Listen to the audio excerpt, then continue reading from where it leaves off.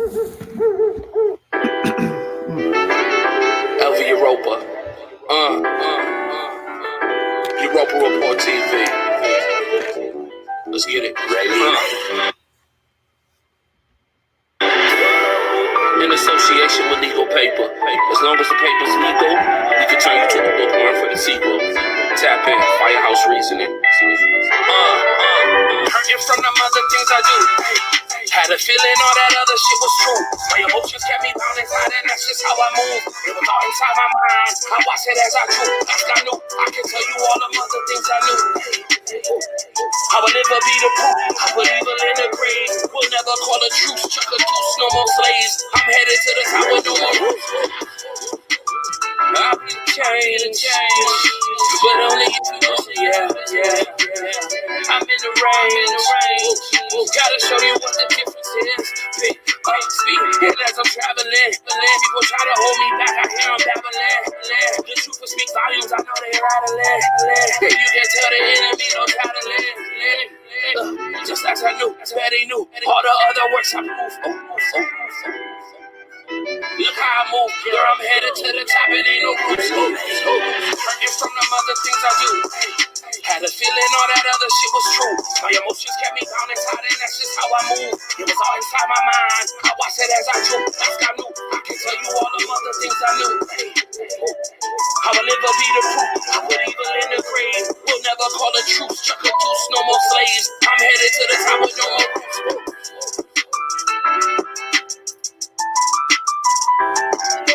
All the truth, chuck the juice, no more slaves. I'm headed to the top with no more roots. I've changed, but only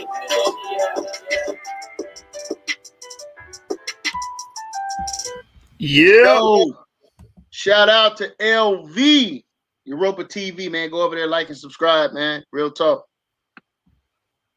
SUC, man, we back. Right? We want to deal with a very poignant topic here. All right, we already got folks in the chat making bold statements. I hope you're still here. Feel me? Yeah, man. Seven gang in the building. Y'all know how we do. Source gang, source up or shut up. We here to source today. So, like the brother just said, man, we got a good one. The Black Jews of Africa by Edith Bruder. It's a book that's been talked about in the community. A lot of our naysayers, have referenced this book. In particular, Garfield, he owns the book, but I'm sure he ain't read it. So we decided to go ahead and read the chapters and give our overview over it, not review, but overview, and share some highlights with the family. And we're going to complete the whole book, saying, on the source. And Lord willing, after we complete this book, we'll move on to another one and we'll complete the entire book on the Source Debate League. That's how we're going to start doing these books, man, and doing overviews and providing highlights so you guys at home can get the pertinent information from it and, hopefully inspire you guys to go out, cop the book, and read for yourselves. You understand? That's right. That's right. Source gang. You know what I'm saying? We not these other guys out here like, Team Osiris and the Dagger frauds that, perpetrate a fraud. They just want to make it look like they studying this. We actually study this. So what we're going to present to y'all today is going to be powerful. I want to thank the sister Edith Bruder. When I say sister, I'm going to show you this woman is a white woman, but I say sister because without her work and what she did was very pertinent to us understanding the history of the Jews in Africa. You know what I'm saying? So I'm gonna give respect where respect's due. Yeah, let me tell you something, man. It's real powerful too because our people, man, don't seem to believe it until a white person said it. You feel me? Right. Yeah. So we gonna give it to you. Yeah, man. Yeah, man. With no further ado, you want to add something today? You want to address Soul Warrior? Yeah, man. Listen, Soul Warrior, man. If you still in the building, we like you to take a front row seat, man. You come on. If you have any questions, you know what I'm saying, any statements you want to make, because you're making a bold statement right here, right? Because that just don't make no damn sense. Because right now you can look in the Middle East and you see people of color. You see dark races in Iran. I got a person that runs a convenience store down the street from my house right now. That's from Persia. It's from Iran. He's Persian. And he's dark as midnight. So, you know, I don't get that statement. You got people in India that are very dark skinned. People in China, very dark skinned. Black, Japanese. You understand? So, and I'm not talking about a situation of mixing. I'm talking about these people come in a ranges of colors. It's only one white so-called Caucasian group on planet Earth. You understand? They're the smallest group on planet Earth. Thus saith the Lord, thus saith the Holy Scriptures, the book of Obadiah tells you they are small amongst the heathen. You understand? So everybody has color except them, right? So, you know, that's a bold statement to make, and we about to deal with it, man. That's it on that. Yeah, that's a very good statement. And like you said, there's black people all over the planet with dark phenotypes. And you know, that's what we combat, like really the ignorance of the people, you know what I'm saying? Because they're pushing narratives that you can't be related to somebody unless you look a certain way, or the Hamite thing, oh, Ham is the father of all dark nations. That's all hogwash point of views to keep it academic, you know what I'm saying? That can't be backed up with evidence. That don't make any sense. Because even in Africa alone, Africa is very diverse. You don't just have dark-skinned people. You don't just have white-skinned people. So that statement alone cannot be substantiated. But let's get into the meat and potatoes of this and why we're here. The book, The Black Jews of Africa by Edith Bruder. Let me cue up my stream and get this PowerPoint popping. So, hold up, man. Let me get this straight. You did this morning? I went over the two chapters because I had this book for a while. So I reread the chapters and everything. And then when I got off work, I put them into the PowerPoints. Man, you typed that in. Yeah. Man, you a beast, man. Dedication, man. You know, these people that speak against us, they're not going to be committed. They're not going to do this. You think they're going to do this? No, man. They want to go out and hang with their friends. You know what I'm saying? You know, they want to parlay. They're not going to put this type of work and this type of effort into what they do. And that's why I said they would never match our energy, because I'm always bring 120 to the game. Right.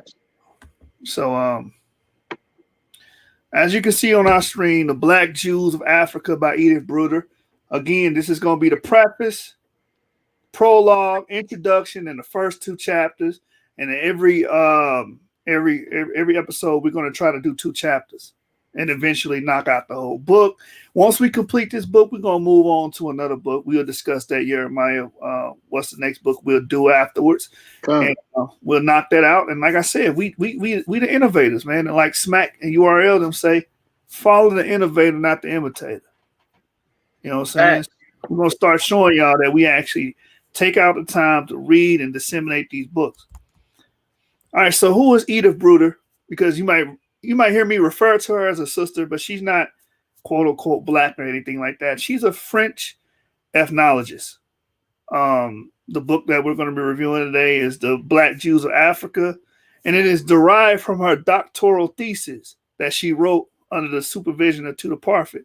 So this woman actually got her PhD researching the Black Jews of Africa.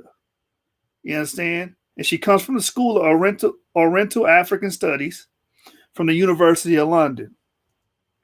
All right, so who is Tudor Parfit, who she studied under the supervision, right? And under the tutelage, Tudor Parfit is a professor of modern Jewish studies. And he's from the School of Oriental and African Studies, University of London. I believe he's a professor there now. So we're going to go straight to the preface, prologue, and introduction. And Jeremiah, just stop me whenever you want to put your input in and what you got out the book as well. Just let me know, brother. Con. All right, so in the preface, my highlight that I want to take out from this section, because the preface is actually written by Tudor Parfit. Ideas connecting Africa and the Jews have been present for much of recorded history. That's huge. Facts. That's huge. That means we have tangible evidence to draw conclusions from for the Jews in Africa. Something we've been saying for years. We actually have something that we can actually show and prove that we belong.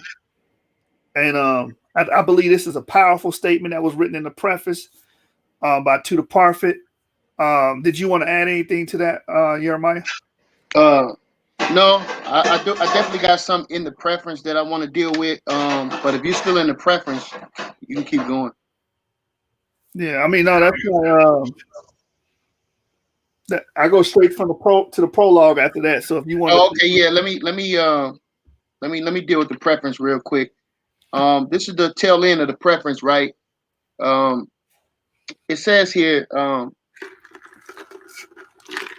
1 second here. Yeah, man. A lot of people, while you're getting that, a lot of people get it misconstrued with this book. I don't know why Garfield are saying like, oh, this book destroyed. No, it doesn't, man. You ain't read it. It's statements like this that gives credence to our claim. You understand? Right. So again, ideas connecting Africa and the Jews have been present for much of recorded history. And Edith Bruder, she does a great job at bringing some of these things out, which y'all going to see in subsequent episodes. We're going to keep giving y'all chapters. You're going to see how much of this history is replete within Africa. You got it, brother? Yeah, I'm ready. Yeah, so in the preface, it says here, this is the pretty much the last paragraph. It says, connecting Africa with the Jews has been speculated. It arose primarily in the European. It arose primarily in European and Middle Eastern immigration, in the early to Middle Age, and may attributed in parts of the ignorance of much of the world brought about by the breakdown of communications between the Islamic and Middle Age and the Christian and Christianity and the Christians of Europe. Why is this important? Because most of the ideas and theology comes from the European, right? So they're saying with the breakdown of communications, certain aspects and points have been left out to push their agenda. This has attributed, according to the book, to in part to the ignorance of the world, right? And it goes on to say it became an exhaustive feature of medieval thinking about the world. It was used, reused, exploited, and reinvented by colonists or colonists in many districts in Africa, where it served missionaries. So again, now you have missionaries that's coming into the internal parts of Africa, spreading their ideology to the people, turning them away from the importance of their lineage. This is why I had a conversation earlier today. Shout out to Matt So Real, right? Shout out to Pro Rizzo. Shout out to Mr. Wiggins. We had a very important conversation today about the importance of identity, right? And this book is entitled The Black Jews of Africa, History, Religion, and what? Identity. You see? So it says that what contributed to the ignorance? The fact that it was coming from Europe, and it was further spread by missionaries. See, so now they're coming into Africa, spreading Christian ideology into the populace, Thus, their doctrine is that it don't matter who you are, just believe in Jesus Christ. Right? They also are giving the people a easier alternative to spirituality than the challenges that come with quote unquote Judaism. This is very important because now you're saying I can have a relationship with the Most High God without the tenets or the religious practices of quote unquote Judaism. You see? So these things are very important. So we're going to come in. Oh, you don't have to. You don't have to worry about a dietary law. You don't have to worry about this cleanliness. You don't have to worry about these burial rites. You don't have to do none of that. Believe in Jesus and you're fine. Right? So I wanted to make that point. I thought that was important to bring out that the missionaries and the breakdown between communications between Europeans and the Middle East is what caused and led to the ignorance of the people in Africa. I yield.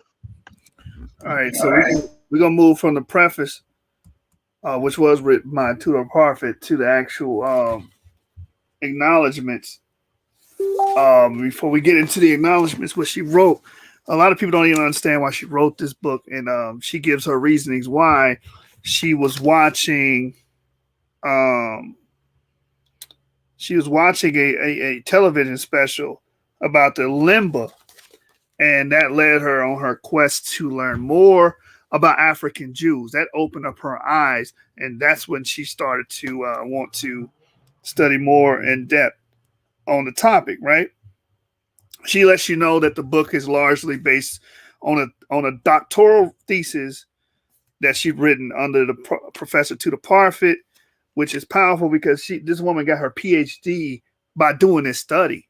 So I mean, it's just amazing how much that speaks to what she actually, how much she cared about it and what she actually got out of it. So in the prologue, it says when she was watching that special about the Limba, she noticed what one of the Limbas was saying. One of the members of the Limba was saying. Professor Mathiva in the prologue says he's the leader of the South African Limba tribe. The Limba are Jews. We are descendants of Abraham, Isaac, and Jacob, and the rest of those are our blood relatives. What's amazing about this statement, because you know what happens, Jeremiah, is a lot of people will say, oh, these guys are all converts. But this statement is not saying anything about conversion into Judaism. They're saying that they descend from Abraham, Isaac, and Jacob through a blood lineage. There's nothing about conversion or, somebody came down and taught them the halakha. And it's not saying that. You understand? Right. Again, like these guys, you have to actually read and disseminate the information. It also says William Masala, an expert in the history of his tribe. We came from the Israelites. This is another Limba member. Watch. We came from the Israelites. We came from Sinai. We crossed the sea and made iron and gold and pottery as we came down through Africa. Now, what's interesting about this quotation is, if you know about the Note culture, they brought in terracotta to make their pottery. Terracotta comes from where? The Levant. Where does iron metallurgy come from? The Levant. It comes from Southwest Asia. You understand? And right. So we can see migratory patterns and exotic things as far as iron metallurgy and the pottery, as far as terracotta pottery, coming from Southwestern Asia into Africa as well. And we can tie it with these Limba that are claiming Israelite origin, which helps our argument. So it says, we crossed the sea and we made iron and gold and pottery as we came down through Africa. And we no way wanted to spoil our structure by carelessness, eating pig or marrying Limba Gentiles. We asked our ancestors to tell us what our nation is. So, yo. When I read that, bro, I immediately said, yo, that's a major highlight right there, boy. Right. You know what I'm saying? Yeah, it don't say nothing about no conversion into Judaism, man. It don't say that a priest came down, told them, hey, listen, this is how it's going to go down. This is how you keep this. This is how you keep Passover. You guys have to formally convert. None of that. They're saying they literally descend from blood descendants of Abraham, Isaac, and Jacob. Did you want to add to that before we move on? Yeah. Let me add something to that because it was very important because it says we came from the Israelites, right? And we send. Read the last paragraph again. Let me blow my screen up. It says we came from Sinai, we crossed the sea, and we made iron and gold and pottery as we came down through Africa. We no way want to spoil our structure by carelessness, eating pig or marrying limber Gentiles. We asked our ancestors to tell us what our nation is. Now, I want to make this very important, right? So we source up. So we're looking at another source here. This is Babylon and Timbuktu. I know you Negroes don't like Babylon and Timbuktu, but we don't give a damn. Okay. It says here, to corroborate what we just read, this is Babylon and Timbuktu on page 90. It says what? The black Jews had an advantage over the African tribe. They carried their culture, their history, their laws, and written records with them. This assured them of a constant predecessor for the development of a higher social organization. Because of the stability of the black Jews, the black Jewish culture, the Jews were not absorbed into the Anacosinus population. In fact, the Jews absorbed some of the native tribes. So as you can see here, they're saying as they was traveling, they didn't want to be absorbed into the African culture, but they wanted to what? Hold on to their culture. And what else do it say on this paragraph on the screen? It says here in Babylon and Timbuktu, it says the Jews made use of every opportunity. They were an industrious and skillful people. In the Jewish Ghanaian states were found what? Kings, princes, governors, generals, secretaries, treasurers, revenue agents, judges, architects, engineers, doctors, historians, language interpreters, mathematicians, jewelers, what? Sculptures, right? Carpenters, painters, and arts, goldsmiths, leather workers, potteries, armories, saddlers, blacksmiths. So all this stuff is lining up. All of this is lining up with the previous information that we have, and this is just piling on further information to corroborate what the brother Rudolph Windsor was bringing out, right? So that's powerful right there. Right. We'll say, oh, y'all pushing the Hamitic hypothesis. No, we not. The Hamitic hypothesis is saying that Hamites did this. You understand? This is a Shemitic hypothesis. We're saying Shemites did it. Right. Shemitic hypothesis, brothers.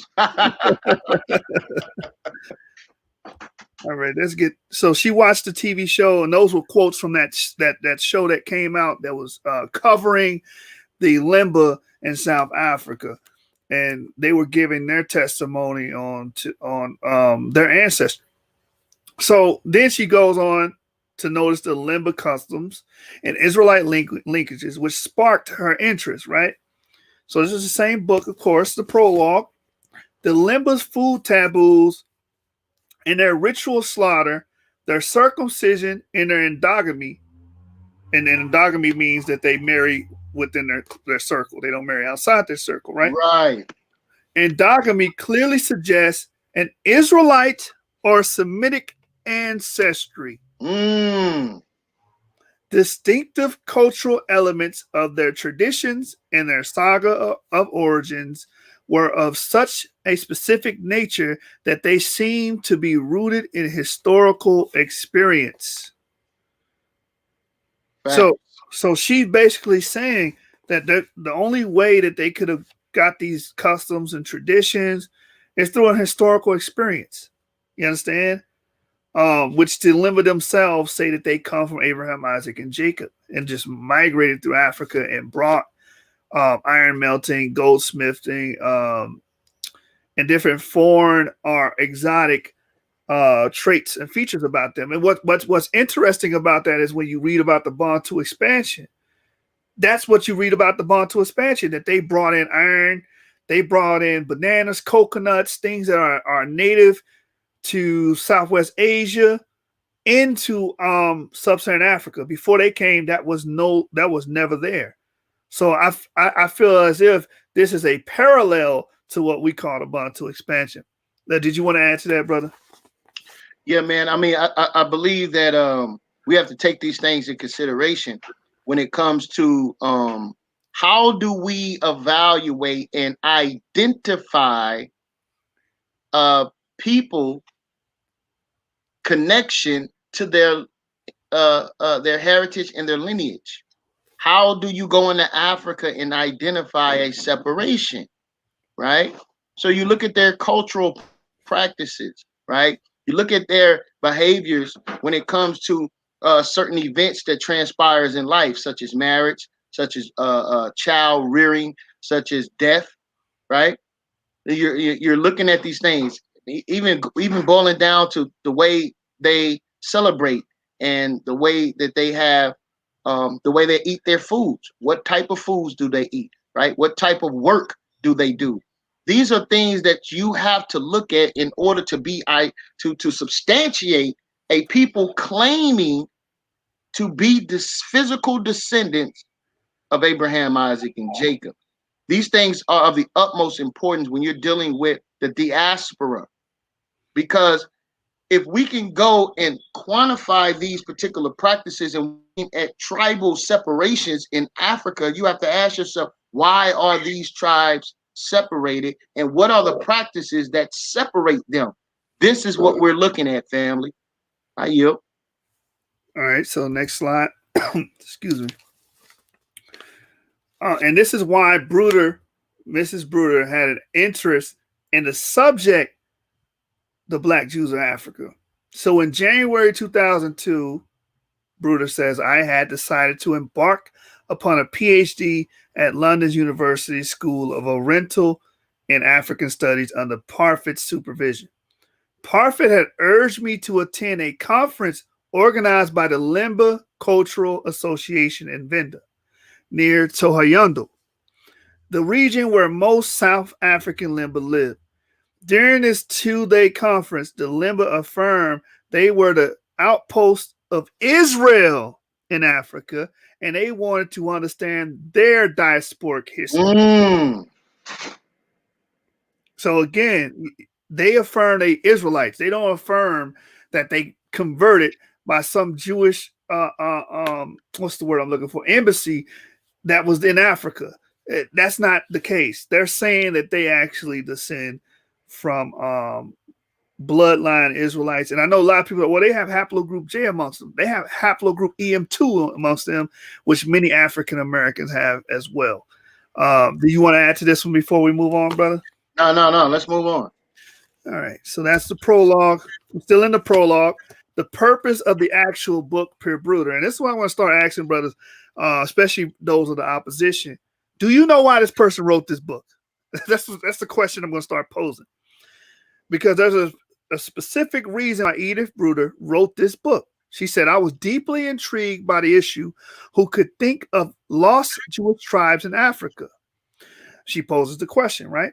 It says, would there be other unsuspected putative Jewish claimants in the continent? Had the mythic image of the Beta Israel, which is the Falasha, as the lost tribe of Dan in Ethiopia produced echoes throughout Africa? If such people existed, their stories deserve to be told, not only to satisfy my curiosity, but also to fill in some gaps in our understanding of the penetration of Jewish ideas in Africa. The paucity means the scarce, like scarce, a small amount, right? The paucity of academic studies on Judaism in Africa and the paradoxical of an African Jewish identity stimulated me to undertake the research on which this book is based. I decided to follow the footsteps of the lost tribes of Africa and to tell their story. She wrote this book because she felt like it was not enough work on the subject. And she felt like that these clans and these tribes and these people needed a voice. That's why she wrote this book. It was not written in a negative light towards African Jews. Like, because you hear Garfield and Kyle echo those sentiments. Oh, well, they wrote this book because of they didn't believe. No, she wanted to give these people a voice. That was the point. You understand? So if such people existed, their stories deserve to be told. That's what she said. That's what inspired her to write this book. That's the purpose of the book, The Black Jews of Africa by Edith Bruder, to tell the story of the African Jews. That's the point. All right. You want to add to that, brother? Yeah, and this is something that is new scholars are rising up to echo the sentiment of Edith Bruder when it comes to the reality of Black Jews. So one thing I'm noticing, Joshua, and I would love for you to respond to this.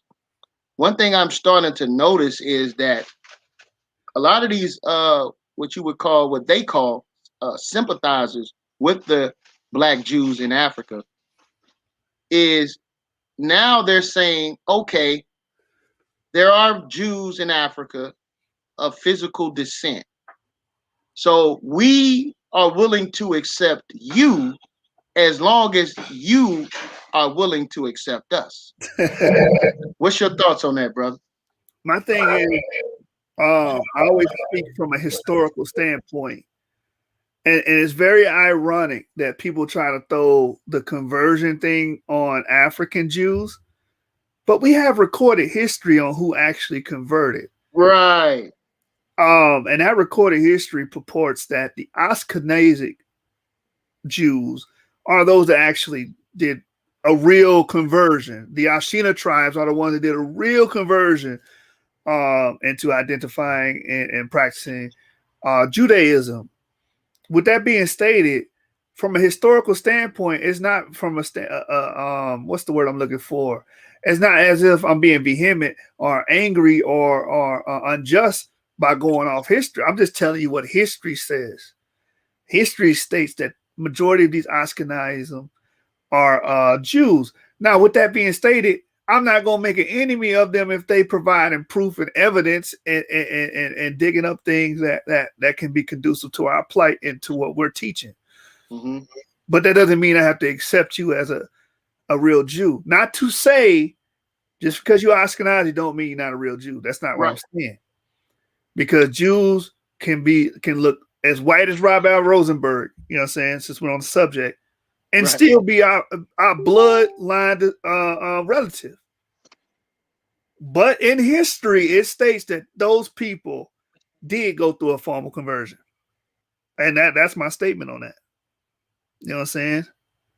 So no, I don't have to I want to respond to that real quick. Another source that, I actually had a debate on this. Shout out to Big Hamite. LaRon Campbell, right? G-Con, shout out to G-Con. I had a debate with him on the book, Arthur Koestler, The 13th Tribe, right? On the back of the book, I'm not going to read too much of this, but I'm just going to read the top part. It says this, and to corroborate the statement you just made, right? It says, this book traces the history of the ancient Khazarian Empire, a major but almost forgotten power in Eastern Europe, which in the Dark Ages became converted. They became converted to what? Judaism. Khazarians were finally wiped out by the forces of Genghis Khan. But evidence indicate that the Khazarians themselves migrated to Poland and formed the cradle of Western Jewry. You see? So again, that's why I posed the question to the brother. I'm like, okay, they're willing to accept us as long as we're willing to accept them. What we're saying is we want our ancestry back, man. All right. I started a campaign about 10 years ago called We Want Our Jobs Back, right? And basically it was surrounded by the identity of the purpose of the children of Israel, right? Which is to teach their faith unto the world and be a bearer of light unto the world. So we want our jobs back. We want our identity back. We want our cultural expression back, right? So we can then teach our children who we are. We want to be able to hurdle over the time of slavery and be able to give proper answers to our children and not be stuck and say, well, I don't have no history. I don't know none of my history before slavery. Right. And this is the purpose of what we're doing, because my again, back to the conversation that I was having earlier today with the brothers, I asked the brother directly, what do I tell my children when they ask me about my biblical lineage and what the Bible has to say about my ancestors, right? So the brother began to tell me that he would take people that are descendant of slaves, he would tell them, this is what Christianity has done, family. This is what they've done. He said that he would tell them to study and research the parts that it speaks about Africans, where it speaks about Egyptians, and where it speaks about the descendants of Ham. This is what this brother told me to tell my children. So this is why it's so important what we're doing, the work we're doing. All praise to the Most High. May the Most High bless, continue to bless your hand, Joshua, man, for the work that you're doing, and the other brothers here at the source, as we continue to be at the forefront of this fight against all naysayers. So now the brother is telling me to do research on Ham, but I'm going into Africa now and seeing Black Jews. Who are these people, and did they have anything to do or any connection with the slaves that was placed on slave ships and brought to America? These are the connections that we're bringing forth, man. So I just wanted to say that in response to your last statement. Right. To add on to that about the Hamite thing, that's really fairly new that Ham was the only Black people. Yeah, that's a Europeanized version of what was actually being taught. And a good book that discusses that is, I got it in my hand right now, Jonathan Scorch's book, Jews and the Blacks in the Early Modern World. And even Jonathan Scorch admits that the original narrative on what was being taught was that Shem was black and pleasant. Shem was black and pleasant, and Ham was black too. It don't just say Ham was black; it says Shem was black and pleasant. So that's a side note to be remembered. You know what I mean? Yeah, man. Because is that the book that the brother said he was going to report you on? He said he was going to call the author. Yeah. He said, I'm going to send his presentation to Jonathan Scorch. Well, if you read Jonathan Scorch's work, I'm not saying anything different that he's saying. He realizes that Jews were not automatically white. Those are his words. And he says that a lot of Jews would have been considered light-skinned blacks. A lot of Jews were just flat out black. And there's even a quotation here. If you want to look like a Jew, rub yourself with walnut husks until you have a lively complexion like that of a new Negro on the coast of Guinea. Wow. Are you serious? That's in the book? That's in the book, page 181. I need that book, man. Send me the information. I got to get that joint. Yeah, that's why. The person who wrote a book with her name is Siva. She said that Jonathan Scorch has argued that the Jews were not automatically white, but they can be counted among Black people. She's basing it off of the chapter in his book, page 179, when he goes into all of the excerpts and all the quotations that say the Jews were actually black, you understand, and had dark skin. You understand? And he goes into a whole segment in this chapter explaining that. Like right here, I'm reading it. Page 179 says, there are some medieval Jewish expressions to the effect that Jews were seen in Europe as black and ugly. And then if we go to the quote, it says, why are the majority of Gentiles, i.e. Christians, white and attractive, while the majority of Jews are black and ugly? That's what it says. Damn. Man. And then if you go up above that, it says, despite the discursive silence, the increasing reluctance and discomfort surrounding the admission of slaves into Judaism correlated directly with the blackening of the slave population and the arising for importance for Jews of seeing themselves and having themselves seen themselves as white. Now watch this. Contra Robert Cohen and other scholars, early modern Jews were not automatically white. Each age perhaps needs to work out its own scheme of ethnic relations, part of which often entails the production of a color hierarchy. Much evidence shows that both Jews and non-Jews during the early colonial era were ambivalent about their racial status of the Jews. And then right after that, it says there are some medieval Jewish expressions to the effect that Jews were seen in Europe as black and ugly. You see that?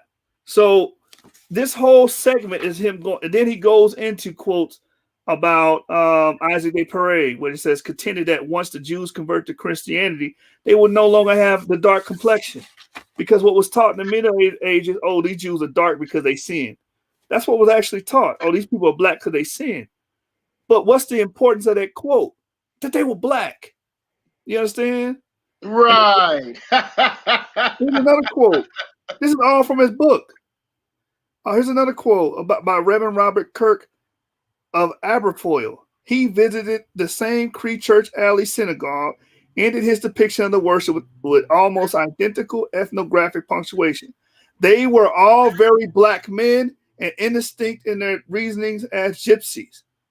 So this is why he said Jews are not automatically white. This is why. You have to actually read this book. And that's why I'm telling these people, y'all ain't reading these books, y'all playing. You understand? And there's many, many more quotes on that. He talks about the black Caffres, which also are Jews.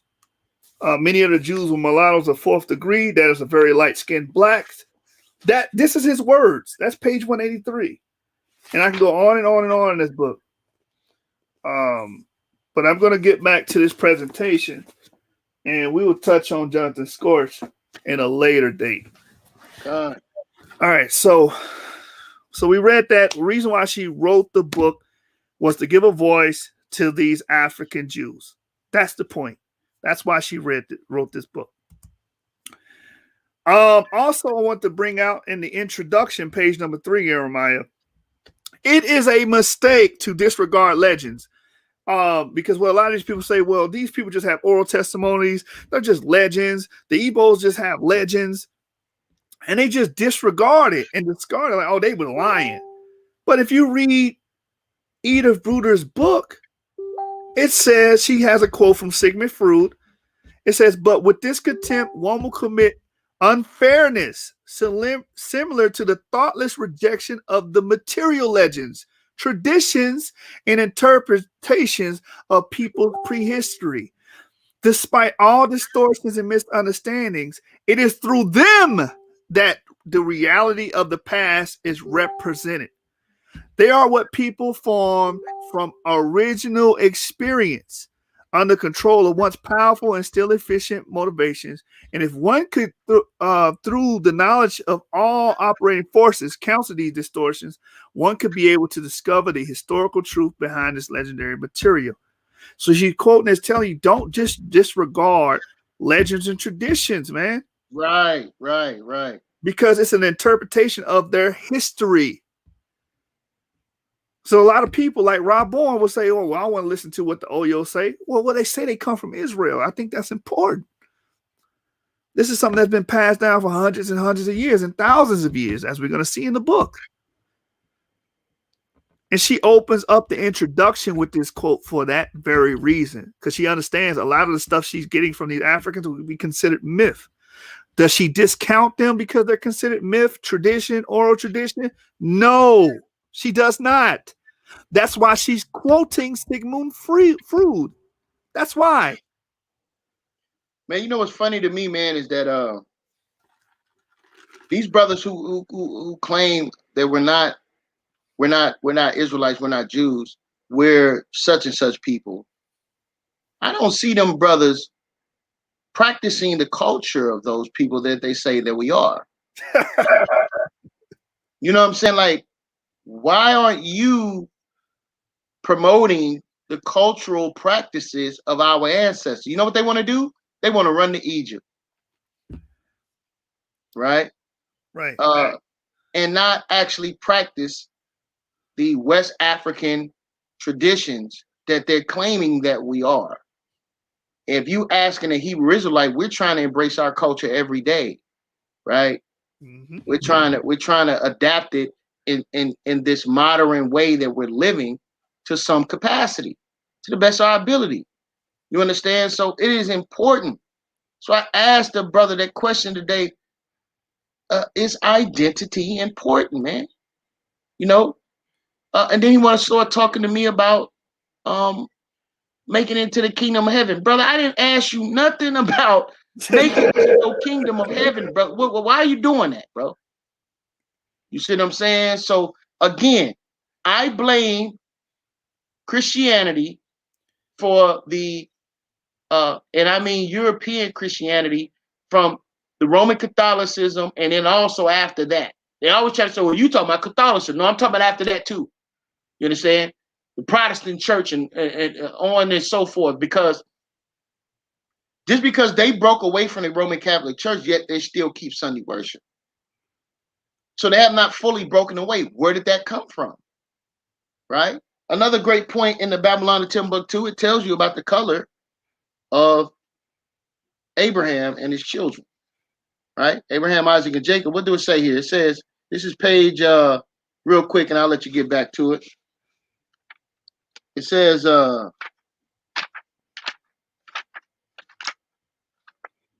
Moses, it's like I'm going off Moses.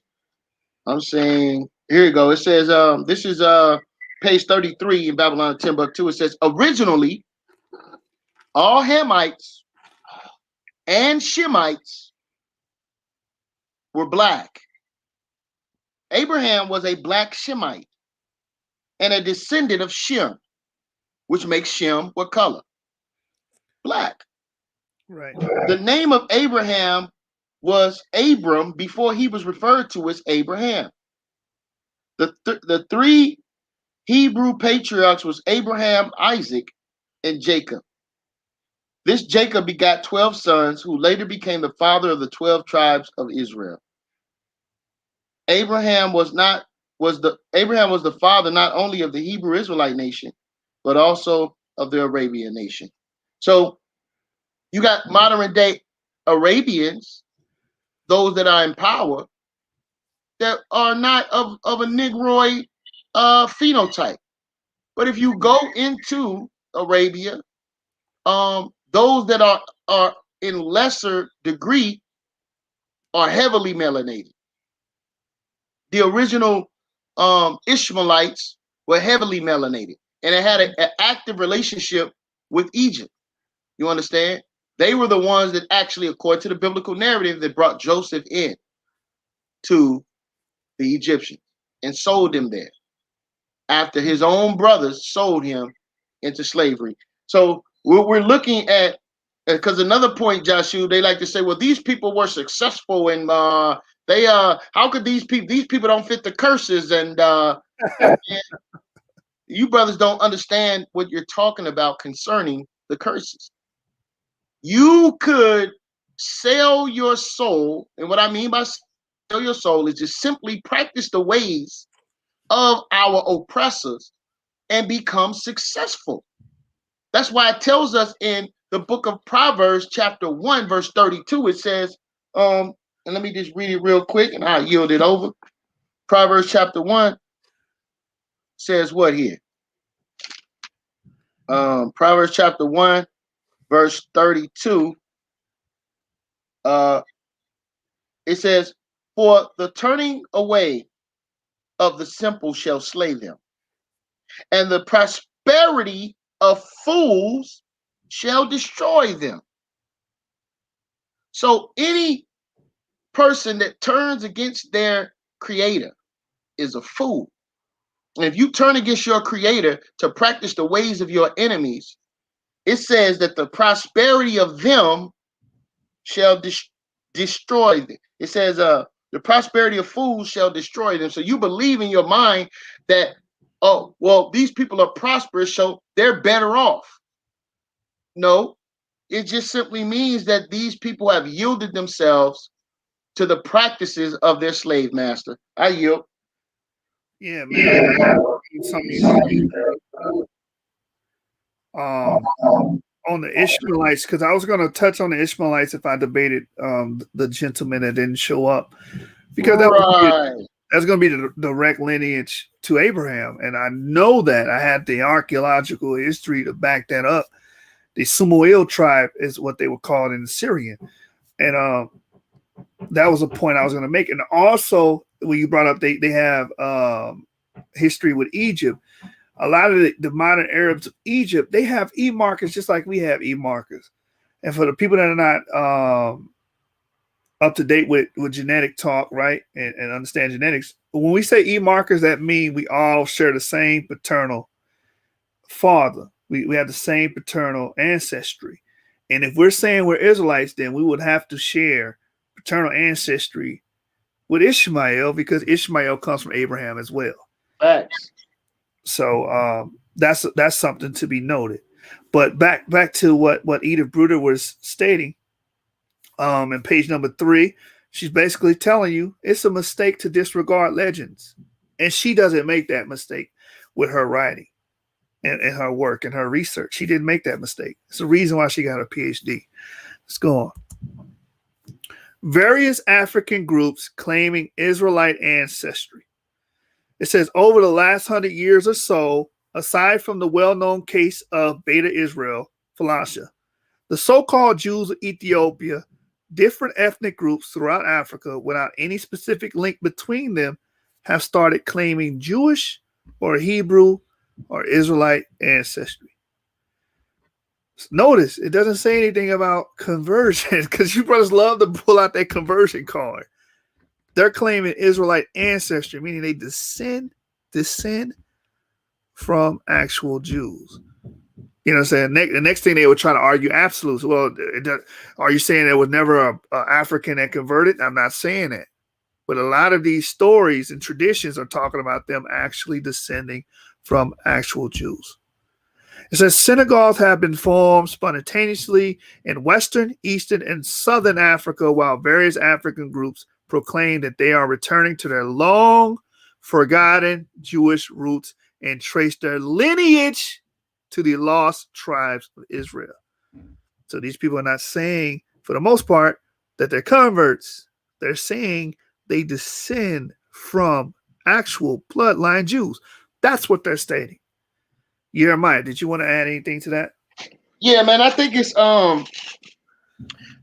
real funny that people in America, a lot of these Negroes ain't never been to Africa. Maybe one or two of them, but a lot of these Negroes ain't been to Africa. And you're gonna make a bold statement because it doesn't fit your personal narrative that these people are deceived by thinking that they're Israelites, right? They have fallen for the conversion spell. And what happened was, Joshua, when the white man came in there and started talking about this Jewish talk, they was liking the information and they started seeing themselves as Jews. And now we got hundreds of years of ancestry before the white man got there, making these claims, making these statements before the white man got there. And now they have just started to oral tradition that only lasts 70 years. That's ridiculous and absurd, man. Yeah, I mean, that's the power of this book, because it pretty much crushes that whole mode of thinking. If you actually sat down and read the book, a lot of these people talk about these books. Well, these books don't support y'all. Y'all ain't read this book. I know you have it. Right. Yeah. I'm an avid reader. I love to read. I actually sit at home and that's all I do. When I'm not on here, even when I'm on here, I'm reading something. You know what I'm saying? So if you actually pay attention to what's being brought out in this book, it's really not in your favor if you're not on the side of Israelite ancestry. But let's move on to the next one. It says some of them derive from local African traditions. And remember what was stated. She quoted a quote saying to not disregard tradition and Right. a lot of you guys will disregard what these people are saying in their traditions. And if you do that, newsflash, West Africa doesn't have a written history. So everything we know about their mythos, their oral traditions, is mostly transmitted through oral testimony and tradition. So if you throw away oral testimony and tradition, you're throwing away over 90% of West African history. Y'all, like at some point, you got to think rationally. A lot of you guys are irrational. But let me read. These forms of identification, not all of them, strongly connected or indeed connected at all with the Jewish religion, has created a loose African network of apparently Jewish groups that together constitute a new kind of African Judaism. Some are reworkings of biblical theology. Others are direct or indirect results of colonial interventions. Now, a lot of our opponents will say, well, they didn't know this before the colonial interventions, before the Portuguese and the Spanish got there. You understand? She acknowledges that portion, right? Because you do have Sephardim coming into Cape Verde, Costa Guinea, and penetrate. But those people are black as well, which I have covered in prior presentations, right? But watch this. So some of them are derived from local, watch this, here we go, local or tribal traditions in search of a different form of expression. So you hear the first two all the time. Why we don't hear about the third category? Right. Read that again. Read that third one again. Some of them are derived from local or tribal traditions in search of a different form of expression. Right. So their connection to Judaism or Israelite ancestry is from local and tribal traditions as well. You guys don't want to acknowledge that. These tribes have been passing this down for years, saying that they descend from Israelites, saying that they got this culture from their forefathers, which were Israelites. You want to add to that, brother? No, you rocking, man. Let's go. Let's keep going. African Jewry, not mainstream at the time of Bruder's research. This is page number 5. I felt this was pertinent to actually bring out as well. And I also want to say this before I read on. Reading above this and reading below it's not going to change what's on the screen. You guys are so silly. You guys are so silly, man. Oh, maybe if I go to the book and I read 2 sentences before what he quoted, that will actually change what he read. No. That's not going to help you.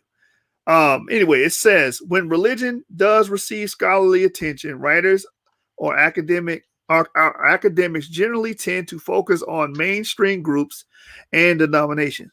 By contrast, the object of my research is the study of the micro situation, what Carlo Ginzburg names the paradigm of the clue. Ginsburg pushes beyond the simple clues of historical evidences to tease out the information embedded in them, and he challenges us to retrieve a cultural and social world that more conventional history does not record.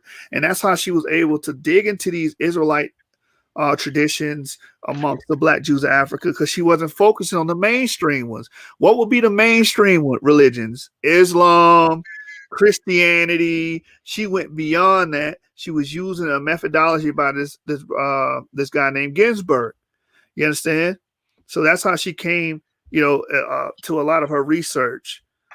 And this is something I was trying to tell Rob Bourne, Jeremiah, because he was like, well, why we don't see that millions and millions of people practicing Judaism? You got to understand, a lot of this stuff was suppressed, right?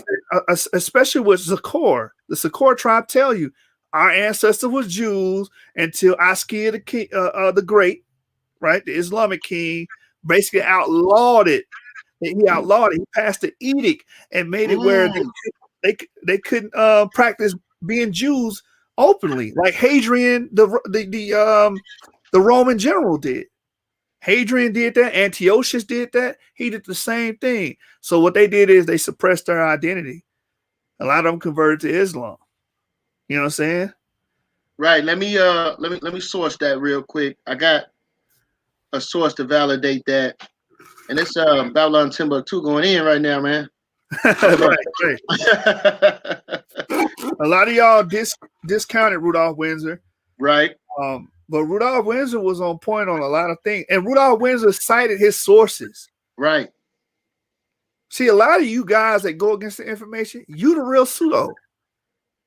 Because you're not going off of history or going off of empirical data. You're going off your opinion. You know what I'm saying? I'd rather go off the people that actually did the research and actually did the study. Not some random guy on the internet that just got done smoking a swear. You know what I'm saying? Right. Check this out, right?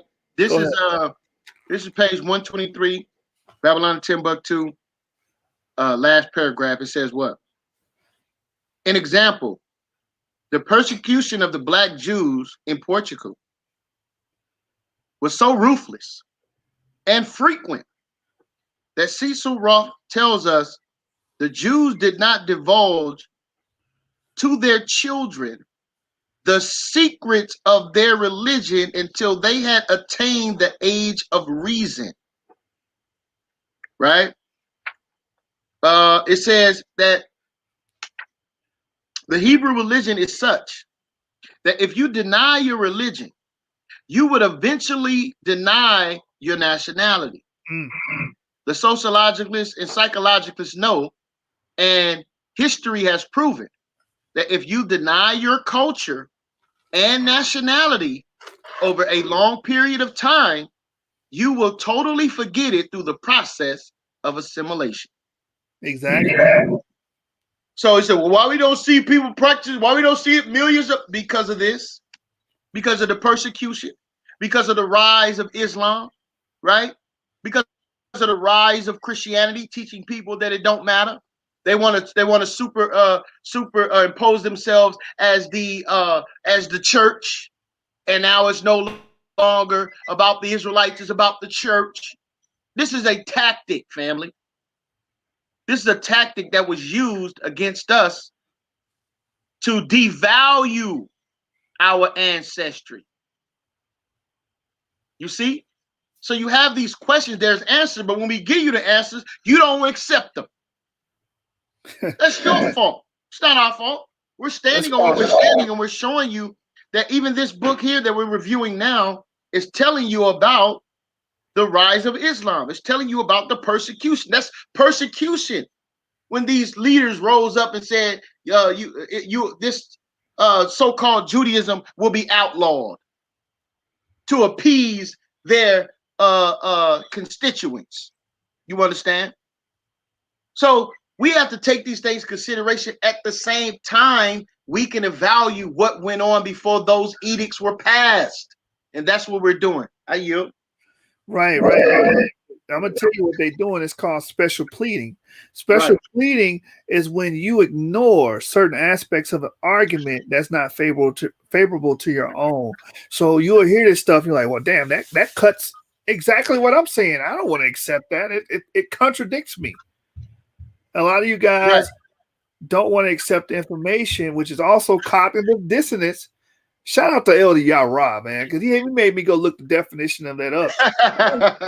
Elder Yara, man, you did your thing, man. The source, we want you back on the channel to drop a presentation and give the people the knowledge.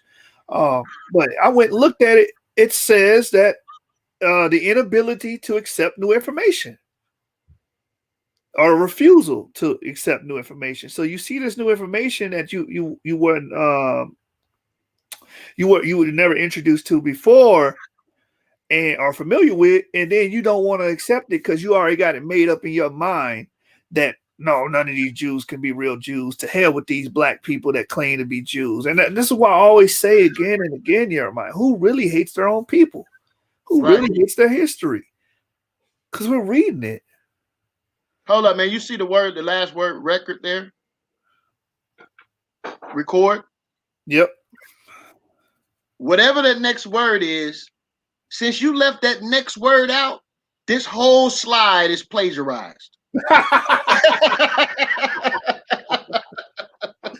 Right, brother saying I'm plagiarized. Don't even know the definition of plagiarizing. You either don't know the definition of plagiarizing, or you're being disingenuous on purpose. So that's Right. in order, for the audience's sake, to plagiarize means to take someone else's work and claim it as my own. I have never done that. I am giving citation and I'm giving full credit to who wrote this work, which is Mrs. Edith Bruder, or Dr. Edith Bruder, since she has her PhD. So let's move on. African Jews, a minutia, right? It says, it must be said that the number of people, and this is page number 5 as well, still in the introduction. We're still in the introduction. Hold up real quick, Joshua. That page number 6 is on fire. I think we get to page 6, brother. Huh? I think I got you covered. I got something to say on page 6, okay? Okay, yeah. I do that. I have to look at my book. It must be said that the numbers of people involved in these African groups is, broadly speaking, insignificant in terms of the overall African population. Again, what Rob Bourne, why we don't see millions and millions of these people? Like, this history happened, man. So yeah, we have a small amount, a remnant amount, in comparison to the millions and millions of people in Africa. Doesn't mean there's not a lot of people practicing this. There are a lot of people, but they pale in comparison to the total population of the continent of Africa. All right. So you have to take this in consideration too, right? Mm-hmm. A lot of times, as the earth has become more and more accessible, a lot of people are raised in these communities and have a desire to leave those communities based upon the witchcraft of sports and entertainment, social media, and whatnot.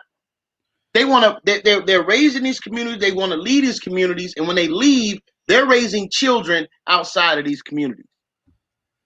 You understand? So this is another reason, because again, quote unquote Judaism is what you would call a strenuous, based upon the lenience that you get through Christianity and Islam. Islam ain't all tough either.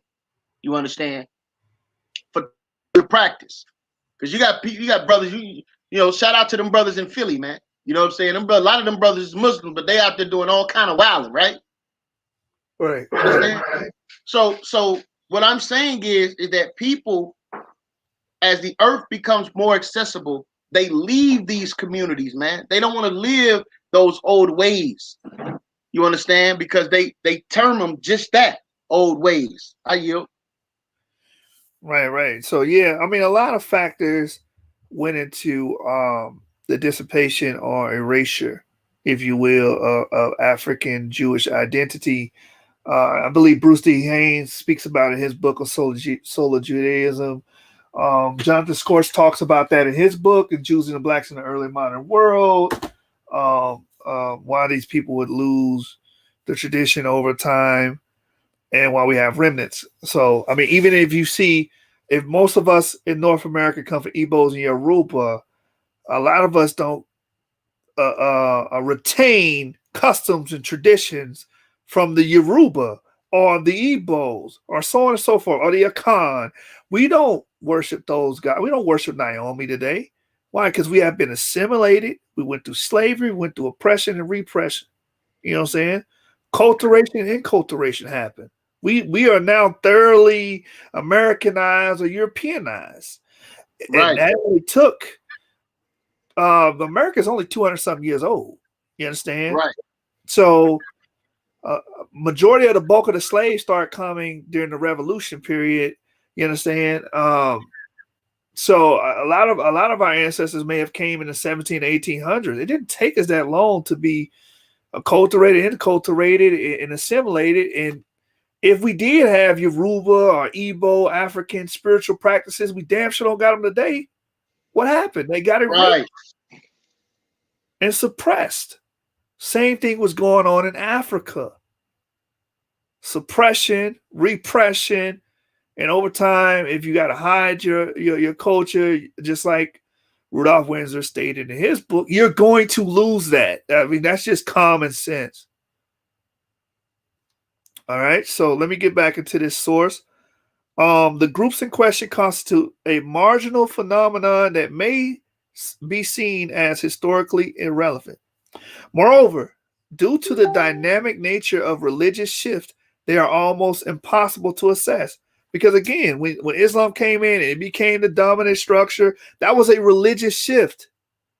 And they were forcing people to keep Islam. Only a select few were able to operate in Judaism or Christianity.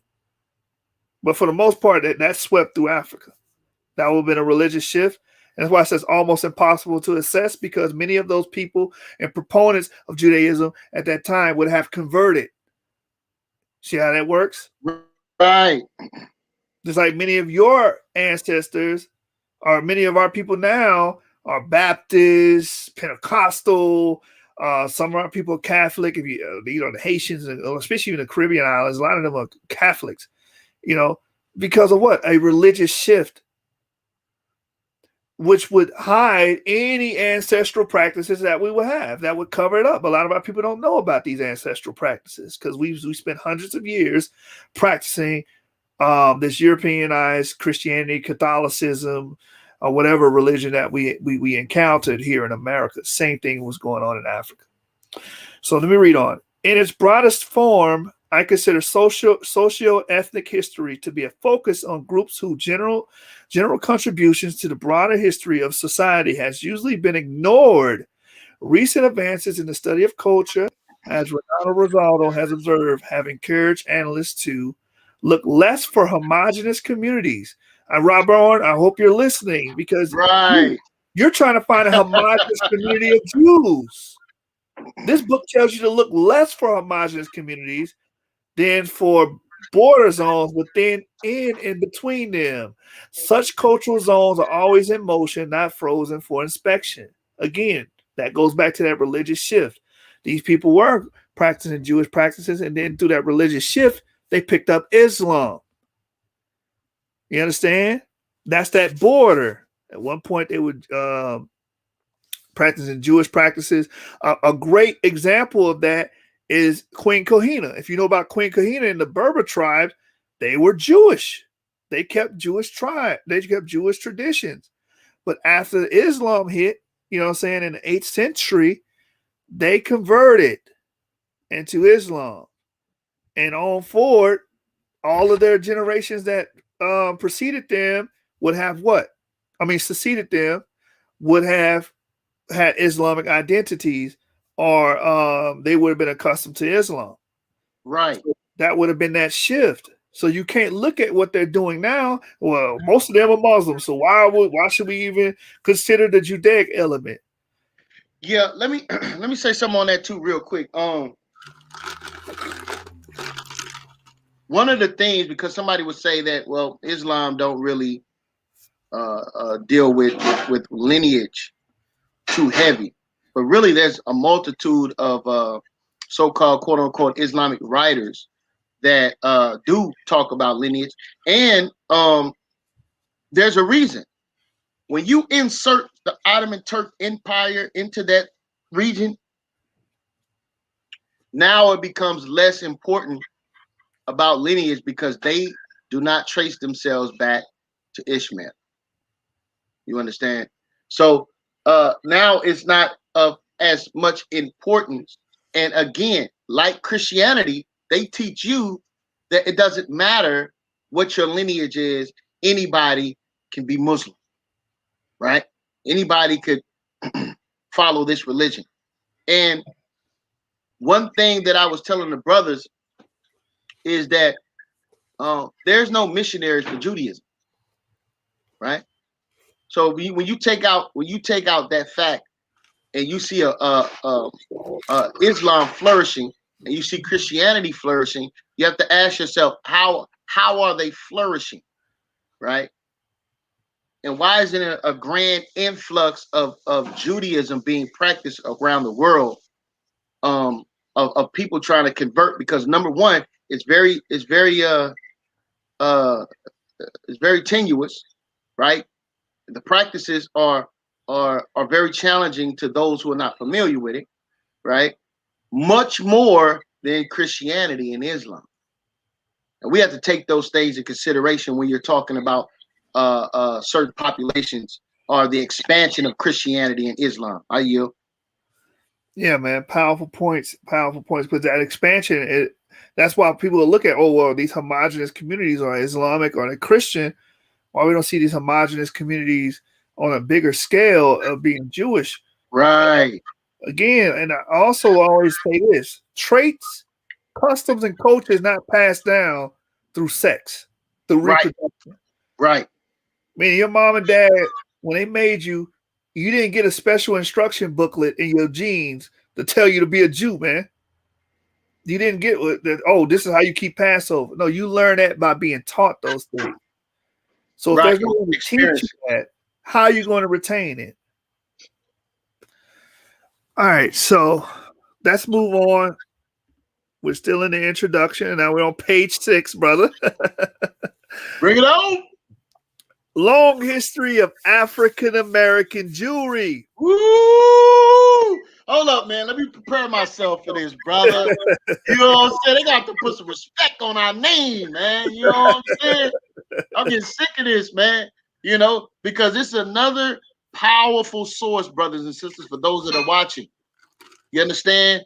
And again, for those who love the white man, this is a source that is coming from a white woman who's actually telling the truth about the practice.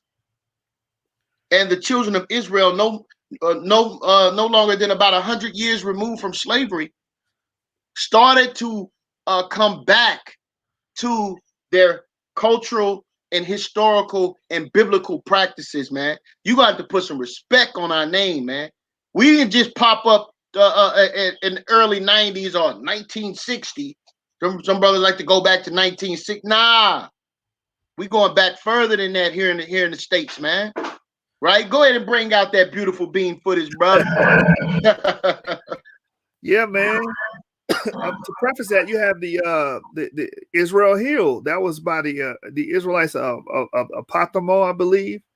They was identified as Israelites in the early 1800s, like late 1700s. So I don't know why these guys have this idea that, oh, you guys started with Rabbi Matthews, or they even say Abba Bivens. You know, that's when you got. Hey, hold up, man. Look. And I have a special affinity for this, man, because my wife had did a paper on this in college, and William Crawley died in Oklahoma and built a congregation out here, man, long in the 1800s, bro. Right. You understand? And started a community, started a church in Chicago, and then eventually migrated down here to Oklahoma from Chicago and furthered that community. Right, which is still here, by the way, right? Brothers are still practicing those teachings. So that's 1800s. William Crawley, man, look him up, man. You understand? Shout out to the brothers in New York, man, but this is well before the 1960s, man. Right. If you read Tudor Parfit's work, Bruce D. Haynes' work, they tell you that a lot of these people was bringing the knowledge of being Jews from the Caribbean areas. So that goes even further back. They was in the Caribbean era. That's going to the 1700s and 1600s. And then when they were re-exported into America, they were bringing the information of them being Israelites. And that's why Bruce D. Haynes, who wrote Soul of Judaism, says a lot of these people got merit behind their claim of being Israelites. That's right. That's a whole nother argument. We'll get there when we get there. Let's read this right here. In the United States, long-established communities of African Americans have been practicing Judaism for more than 150 years. Hold up, brother. How long? More than 150 years. We gotta go back to the 1960s, brother. More than 150 years. Right. Some of them have Jewish heritage. Others identify with Judaism. Excuse me. Some have converted to Judaism.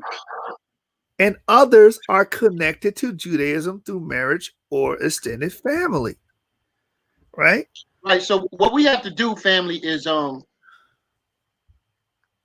we can't get bogged down with this all or nothing idea. You Exactly. Everybody that's black is not from the tribe of Judah, man. Okay, we gotta cut it out, bro. We gotta cut it out, bro. You know what I'm saying? Every damn Jamaican ain't from the tribe of Benjamin, man. You know what I'm saying? Every Puerto Rican ain't from the tribe of Ephraim, man. We gotta cut it out. You understand? All native tribes in North America are not the tribe of Gad, man. Right. So what we have to do and what's going on in this text that we're reading is they're being honest. Being objective, yeah. You see what I'm saying? And they're looking at you know, the possibilities, but one thing is for certain. I want you to read that first part again. Some have Jewish heritage. Right. Some have Jewish heritage. So cut it out, man. And who they're talking about? African Americans, man. Put some respect on our name, man. You know what I'm saying? Shout out to Black Jesus Minister, man. Shout out to Not So Real. You know what I'm saying? Shout out to the Big Hamite. You know what I'm saying? Look, man, what we teaching and what we standing on, man, is validated. We can also go to the another source by another white woman, since you love the white man so much. When Scotland was Jewish. Let me go ahead and pull out this source, Joshua, because this Bring is it out. another Bring it powerful out, point. man. Matter of fact, I own that book. You know, when you own books, you Right. actually open it up and read it. So that I own that book. So how about I open up and read along with you, so the audience can actually see? Yeah, that's powerful. You know what I'm saying? Where we getting this stuff from? When Scotland was Jewish, I believe she did that book with what's that brother's name? He's a geneticist. What is his name?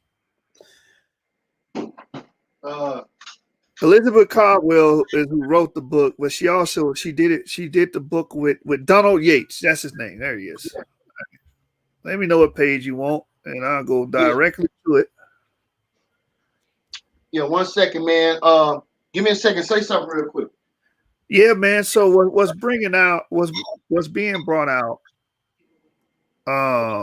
is pretty much the importance of the African American Jewish experience as well, because a lot of times that gets discounted. Oh, well, you don't have nothing to do with that. If we're telling you that Africans are Jews, what makes you think that African Americans are not connected to that experience in any kind of way? Because when we talk about the limba, we're talking about people with EM2 markers. When we're talking about the Ethiopian Jews, we're talking about people with EM2 markers too. I mean, we'll be directly related to these people. Right. So EP2 as well. We all share the same paternal markers. I mean, we all descend from a common male ancestor. Right. You see what I'm saying? Yeah, man, I got that joint, man. Go to page 33, man. The Stewart and Caldwells. I had a feeling you was gonna go there. Yeah, man. You know what I want. It's right on point, man. Look, man, we pulling out sources here, man. Welcome to the source, man. Let me see. DNA and surnames. Okay. Let's see. 33. Let's see. Stewart and Caldwell's. The next thing is Y chromosomes. I know what you want. Let me see if it'll pull up. Right here. Let's see. The publication of the studies, prestigious. The particular marker known as the Cohen monohaplotype. Now it says the Stewart and Caldwell donor scores matches those of the Caldwell donors. Right. I don't have this. Hold on. Stewart. 34. I'm on 34. It might be different numbering. Hold on real quick. Yeah. Let me find it. I'm gonna find it. Don't fret. So what we're trying to do right now is we're in the book. We're in the book, the Black Jews of Africa. We're bringing out some powerful information. On page 6, it talks about the African Americans having genetic descent from Jews, right? and showing that we have built communities. Here's another book, another source, another powerful source that you all need to get. It's called When Scotland Was Jewish. It says DNA evidence, archaeology, analyzed of the migration of the public and family records shown in the 20th century. Shemitic roots, right? So while the brother's getting that, what I want is page 33, and this is what it reads. It says here, the Stewart and the Stewart donor scores, and it's talking about DNA family, right? The Stewart donor scores matches those of the Caldwell donors in the second wave of immigration. So we now move to a discussion of those Jews or crypto Jews. Remember, we was talking about these laws that were passed for people not being able to practice Judaism publicly. We see this is something that is frequent in a multitude of countries in the world, right? So there was an oppressive nature against the Israelites, as the Bible said that it would be, right? So it says what? The Stewart donor scores matches those of the Caldwell donors in the second wave of immigration. So we now move to the discussion of those Jews or crypto Jews who joined their coalitioners in Scotland. Where? In Scotland after the 1300s. I got you. You got it? I got you. Yeah, it's page 40 in the digital. Oh, ain't that something? My bad, brother. I always know that the physical, brother, I was on my plagiarism, man. You know, I got proven to plagiarizing. You know what I'm saying? So I'm glad you found that. Man. Wait a minute, brother. Hey, page 33 don't say that, brother. Hold on, I see James in the chat, man. James, you need to be, yeah, hey, man. you can come through here, brother. Link in the board. Go to the board on Facebook if you want to be a part of the slaughter session. You know what I'm saying? This slaughterhouse, man. No Joe Budden. Check it out. This is the page right here, page 40 in the digital copy. And under the Stewart and Caldwell section, it says the Stewart donor scores match those of the Caldwell donors in the second wave of immigration. So we now move to a discussion those Jews of crypto Jews who joined their co-religionists in Scotland after 1300. What we term the Caldwell-Stewart haplotype is the most frequent male haplotype on record. It is widely distributed throughout Europe and America. It occurs in most ethnic populations, including African American. And this is a shot at you Negro lights out there. Read the next one. And Hispanic. Dang. That mixture. Hold up, man. I need to drop a bomb on that joint, man. You know what I'm saying? Gotta drop a bomb on that joint.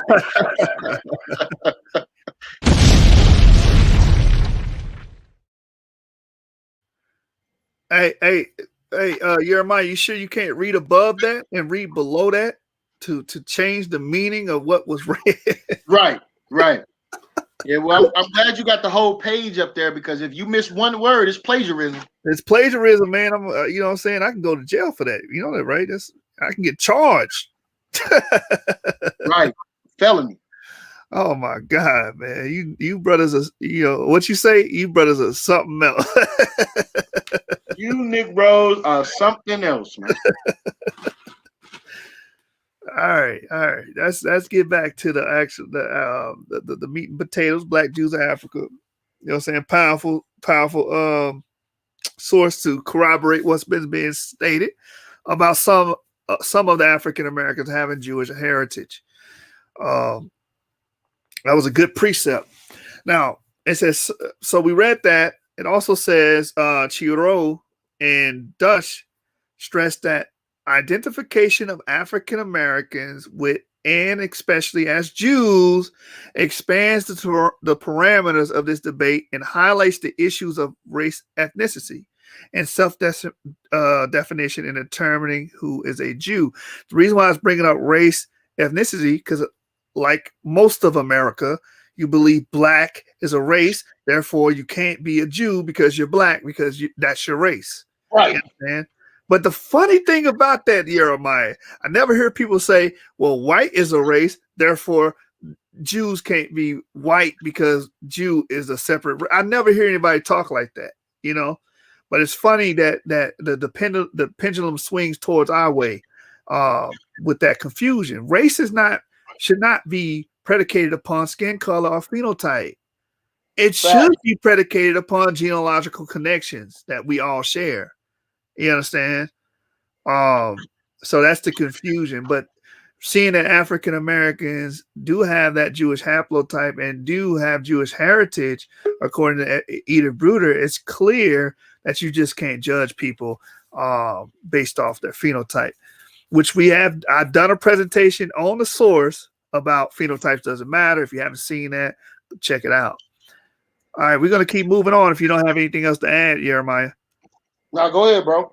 Somebody just came in the room. I don't know. Yeah, man. Shout out to James Cassell in the building, man. Shalom, Mark. Shalom, man. What's good?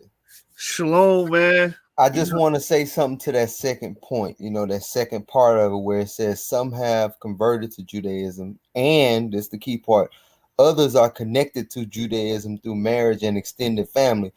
That includes Garfield A. Reed. Right? 76% of his relatives are Ashkenazi Jews. Oh, man. That's a fact. We got the photo evidence of that, by the way. We can pull it up. Yeah, man. Yeah, you got to accept your Jewishness, Brother Garfield. When you gonna do that? All right, let's move on. Self-identification of African Americans and Africans. This is the same book, page 6 and 7. Source is always going to be on the left.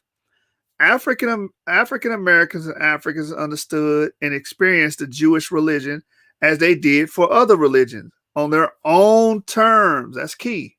For the African peoples under study who identify as Jews, identification with biblical Israel assumes symbolical significance while almost totally ignoring the physical characteristics. Why does it say that? Because in today's world, many of you, like I had a sister come on here and say, we know you're not Jews. Just look at the Jews and look at yourself. You know what I'm saying, Jeremiah? You know what I'm saying? That they will, well, you don't look like these Jews that claim to be, so you can't be a Jew. Yeah. That's ridiculous and absurd, man. So it says identification with biblical Israel assumes symbolical significance while almost totally ignoring the physical characteristics. They identify themselves as sharing common descent with the members of the contemporary Jewish community. When identifying as Jews and with other Jews, they deny the existence of distinctive categories and popular concepts of Jews and subvert the racist images of blacks. So these people actually claiming Jewish lineages is subverting the racist images of blacks. Why is that important? Why I wanted this to be a highlight and bring this out tonight, Jeremiah? Yeah. It's because a lot of y'all saying that, oh, you claiming to be a Jew, you the white man, you oppressing our people. Well, that's not what Edith Bruder is saying. She's actually saying when these black Africans identify as Jews, they subvert the racist images of black. Right. You know, come on, man. What's even crazy? They ain't gonna be able to find one scholar before 1200 AD that say Jews are anything other than African. Right. You go back to Tacitus. What did he say? They thought they was an Ethiopian origin. That's 1st century. Yeah. Can't get around that, bro. There's so many scholars. Well, if you read above that section, I'm pretty sure that changes the meaning of them being right. Ethiopian. Don't leave some words out because that's plagiarism. Shout out Team Osiris. Yeah. Let me read on, man. They're ready to get chopped up. Huh? I say they ready to get chopped up. Ready to get chopped up. You know what I'm saying? They're aptly named. Their self-identification lies in their collective historical and cultural experiences that have led them to assume shared history with Jewish people. So again, we see a theme here. It doesn't say anything about them going through formal conversion. Doesn't say anything about people like we call them small hats. A bunch of people with small hats came into Africa doing mass conversions. These people looked at their cultural and historical experience and said, I'm an Israelite. That's how they came to that conclusion. They said they came to it on their own terms, right? On their own terms. Not based on Jewish identification, not based on Jewish practices, but on their own terms. Brother, just like brother, they were converted. Hey, just like the AME church down south, they took Christianity on their own terms when they first started out. Right. We've always done that. We don't take religions from the perspective of our oppressors. We never have, bro. Hey man, according to Kyle and Dagger Fries, we did. You know what I'm saying? I'm wondering, did they read any of these books? Like that's what I was just about to say. Now we're seeing the difference between people who actually read and people who just look at the cover of a book and assume stuff. So is he violating the rules of scholarship? Some would say it's not even scholarship. Damn. Reggie cuts no slack on you. All right. Jeremiah, did you want to bring anything else from that page? No, that powerful page, man. Powerful page. I know, man. We've been going probably for an hour. I'm on the 16th slide, man. I mean, I'm on the what slide am I on? I don't know which slide I'm on. We only on page number 7, brother. Come on, man. We on slide 17. Africa Jews' identity shaped by traditional African religions. Because a lot of people will argue, like Rob Bourne and his consorts, right? They will argue and say, well, they learn about Israelite identification through Islam and Christianity and European influence. But watch what Edith Bruder says. Africa's great ethnic and cultural diversity is combined with an equally complex religious scene. African Jews' recent religious identities were shaped by their participation in Christian, Islamic, or traditional African religions. Man, that sounds like amalgamation to me. Exactly. I guess they don't understand what amalgamation is. They don't. They don't at all. They act as if. See, she put traditional African religions as an element to be considered here. Because before there was Christians, before there was Islam, we do have evidence of African jewelry. Right. Elephantine papyri, that's one. That's one that comes to mind. And also the limba. How long have the limba been there? You understand? So we can go on and on with that discourse about our Oyo Yoruba. The Oyo, yeah. The Neri Kingdom of Igbo have ancestral ties to Israel. I mean, I brought that out in my presentation I did on Maccabees TV. I mean, the evidence is there. It ain't no way to get around that. And what I normally see is when they go into these religions, they just rename Yah as the highest God in whatever religion they go to. And that's been a typical practice, even all the way back to, like I always say, being in Babylon.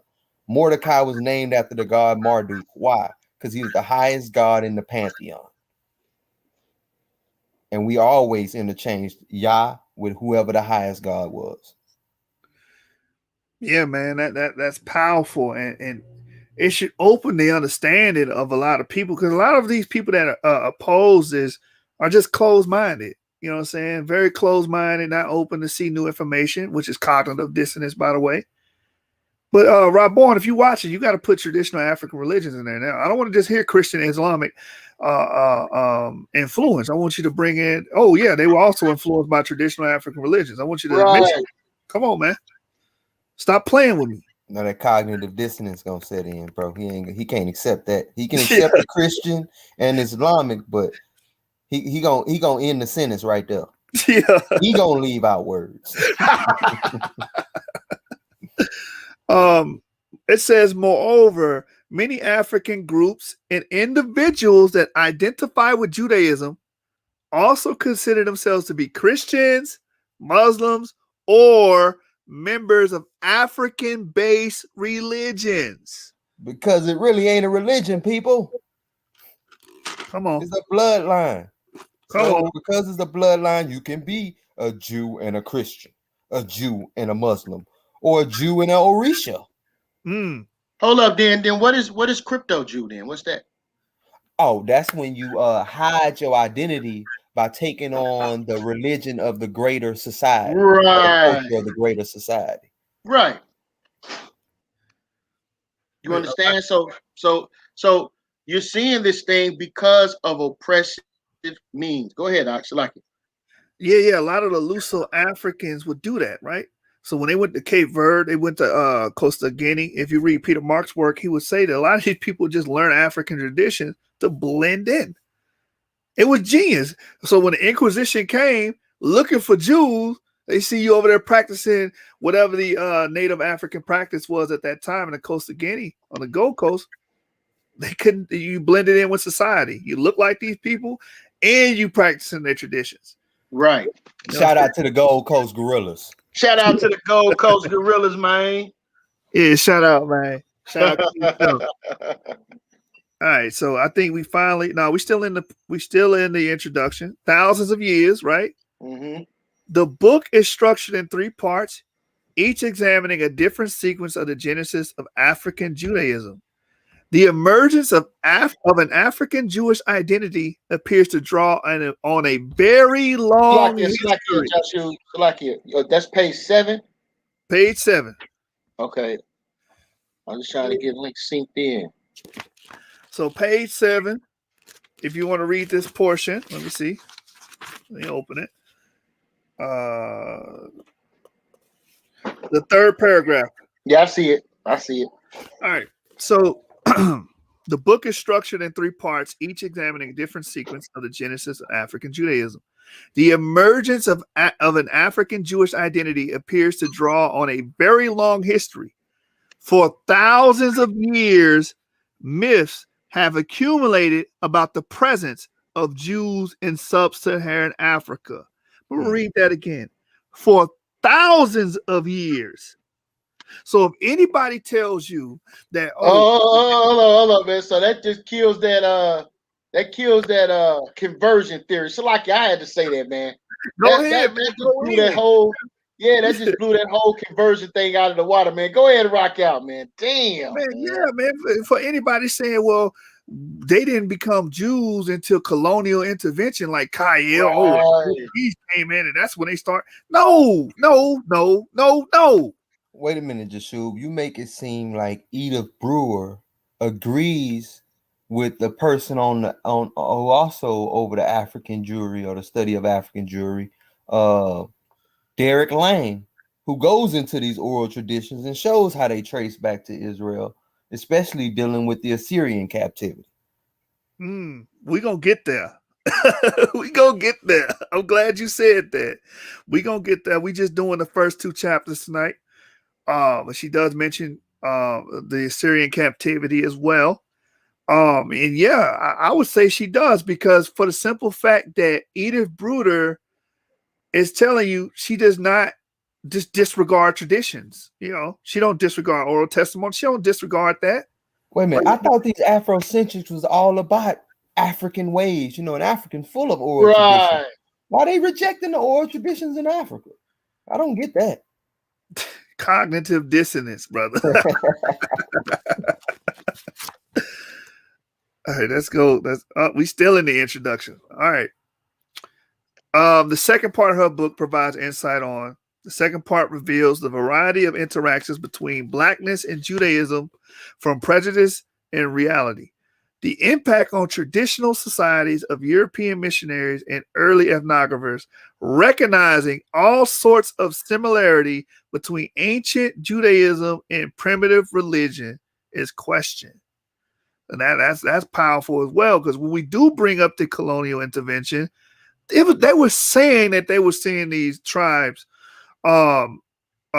practice and their customs to be very similar to biblical and Jewish rites. By trying to restore the primacy of African influence in the world, the Afrocentric ideology has established a link and connivance with most remote ancestors and asserted that Africans were the true original Jewish race. So she used the word connivance because she's referring to people like Funeye, Rabbi Wentworth that we mentioned before. And even she probably even talking about alluding to Abba Bivens. I don't hear too many historians talking about Abba Bivens, but what do they teach? The blacks are the true Jews, whites are converts. So she used that word connivance for that reason. That's what I drew from that. But the point is, Catholics thought the same thing, right? I mean, come on, man. But the point of that is, the Africans were the true original Jewish race. Anything you want to add to that, Jeremiah? No. I'm trying to make sure I'm in the highlight worlds. All right. The ancient Jewish presence in Western Africa. The third part reveals the historical background of Jewish traces or influence in Black Africa. Although direct sources supporting a Jewish existence in sub-Saharan Africa do not exist, several sources indirectly testify to the antiquity of a Jewish presence, in particular in Western Africa, or to a Semitic presence in Southeastern Africa. So I do not know how do you read this book and come to any other conclusion when it's telling you there's an ancient Jewish presence in Western Africa. man. I've heard somebody from their side claim they read this book. It looked like they didn't even get to page 8. Golly. Right. And again, I got to get a Team Osiris disclaimer. If you read above this and you read below it, it's not going to change what was said. Facts. Like I said earlier, pseudos don't understand nuance, man.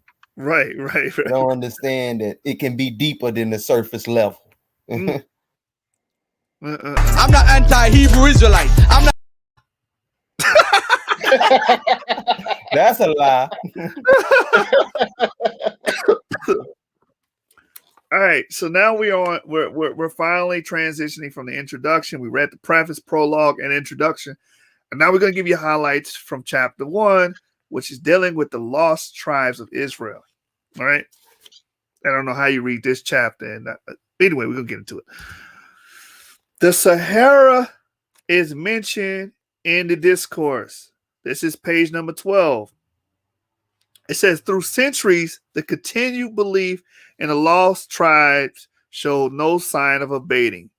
Unquestionable proof of their settling in Arabia, China, Tartary, Afghanistan, and Hold up. Denmark. Go ahead. They was in Arabia and China? Really? Right. I got 2 books. Yeah. That go into a long history of Jews in China. Right? I know, right? Facts. People just don't understand that they were truly an international trade community, even way back in the day, bro. Facts. Trading all over the known world, bro. The Silk Road. Exactly. We established that thing. No, Rome established that, brother. You can't be right about that. Alexander the Great established that, brother. Right. Black people ain't do nothing but wear leaves on their butt and run around in the woods. Until the white man came. Yeah, until the white man came and civilized them. You know what I'm saying? We didn't do none of that. They see us how they used to show us Africans on Discovery Channel to make us want to be no parts of that. Right. We're all primitive. Man, that Discovery Channel was so damn racist, man. Bruh, they would only show the most skinniest, malnutrition. You know what I'm saying? Bro, before I came into truth, bro, I used to thought, because I used to be into that, man. I used to think like I was intelligent because I was watching that garbage, man. I used to really thought I was being informed. You know what I'm saying? Like it was a powerful thing on Discovery last night. You know what I'm saying? Then I went and looked. I said, "This dude's lying, bro. Lying, bro. They only show you This the dude's bush telling people. straight lies on TV, bro." They show you bush people and starving people from disparaged places in Africa, mainly due to the fact that Europeans come in there and take all the resources out of there and pretty much treat them like slaves, still get them pennies on a dollar for Right, it. right. I won't even say pennies, half a penny on a dollar for it. Right. Hey man, I appreciate your work, Joshua. Man, the next show, man, I'm gonna have my slide game on point, man. Right? I give you my word on that. Look, man, I feel like, and I'm going to affirm this, like, if you want to learn how great your ancestors are, you're going to have to learn it from an Israelite, man, because you people that's trying to claim A and B haplogroups, force, the Bushmen and people like that, that ain't going to cut it, man. Our people brought in iron, melting, metallurgy, pastoralism, they farming. Forming Afro-Asiatic languages, the Proto-Afro-Asiatic, they created all of the languages that we know. You know what I'm saying? Not only that, when Western Africa started reaching its height in civilization and cultural development, they became the university of the earth. Like everybody used to go to college Timbuktu. in Timbuktu, man. Mm-hmm. That's a You fact. understand? Which was established. Oh, go ahead, bro. I was just saying, which was established with help from others. You know, there was other people there. We're not going to say that, but it was established by the work of the Hebrew Israelites at that time. Go ahead. It's a fact that the Gold Kingdom, which was central to the rise of the Songhai Empire, was established by Jews. It's part of the tradition of it. It's part of its tradition. So people can't even get around that. That's why I think it's crazy that people swear they study West Africa, but they act like they never heard of Jews there. You can't be studying the Arabic works, not dealing with West Africa. You got Arabic works talking about how there were Christians in West Africa. Mm. So how they got Christians in I believe Divine Prospect talked about this as well, where they was talking about how a certain area of land was owned by Christians, and the reason that they wouldn't conquer that area of land was because every time they take over the area of land, it would stop producing the gold. But when they put it back in the Christians' hands, gold would run again. So they just decided to make a deal with them and let them chill. And long as they were sending them gold from the land. Hey man, look, man. Shout out to the Gold Coast Gorillas, man. Israelites. Right. All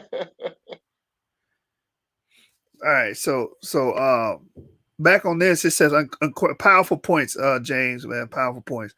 Unquestionable proof of their settling in Arabia, China, Tartary, Afghanistan, India, Denmark, and the Sahara.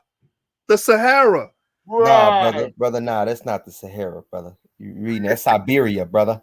That's supposed to say that's supposed to say Siberia, brother. I can see Chris Harris trying to buy the book right now. No, I can't say that.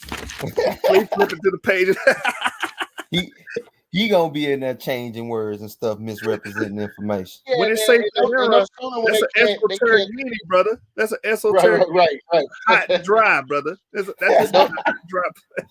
No sooner did they can't disprove the information, they start attacking the author. Oh yeah, you know they going on a slander campaign. Yeah, man, this white woman was caught in a meth lab in 1983, and yeah, we can't trust her, man. Yeah, they gonna get a response that I got to my presentation. He believed it's cracker. Right. How can he believe it's cracker? They supposed to be Hebrews. Look at man, and they looking and listening to these crackers. and then try to refute your information with crackers. I don't understand it. Right. Craziest stuff ever, man. Don't trust his crackers. Trust my crackers. Right. Oh man, you guys are a joke, man. You got damn Team Osiris, Dagger Fry. You guys are really a joke. We do this for real. You know what I'm saying? Y'all, I don't know what y'all call what y'all doing, but getting online and lambasting a bunch of information is not scholarship. I don't know why y'all think that's scholarship. I don't know who. So is he violating the rules of scholarship? Some would say it's not even scholarship. Damn. Thank you, Reggie. That's not. Hey, we got to keep Reggie around, man. He got the best quotes. Yeah, man. Shout out Reggie, man. Keeping it real. Dr. Reggie. Dr. Reggie, man. Hey, and so it says that the Sahara was put forth by enthusiastic authors. So when it came to the discourse or discussion about the lost tribes, they also would put the Sahara in that discussion. Let's keep going. What did Eldad the Danite say? That we gonna get. You got that in here? Then I'm gonna hold off. Then. Yeah, it's in here. Ethiopian Jews legitimized in the 80s. I put this in here because a lot of people don't understand that even modern Jewry accept Ethiopian Jews. And a lot of Ethiopian Jews have EM2 as well. I know some of them EP2, EM180 as well. You know what I'm saying? So we are genetically related to them as well. But it's ironic that you guys will have this going this strong campaign. Well, they not accepted. But okay, the Ethiopian Jews are.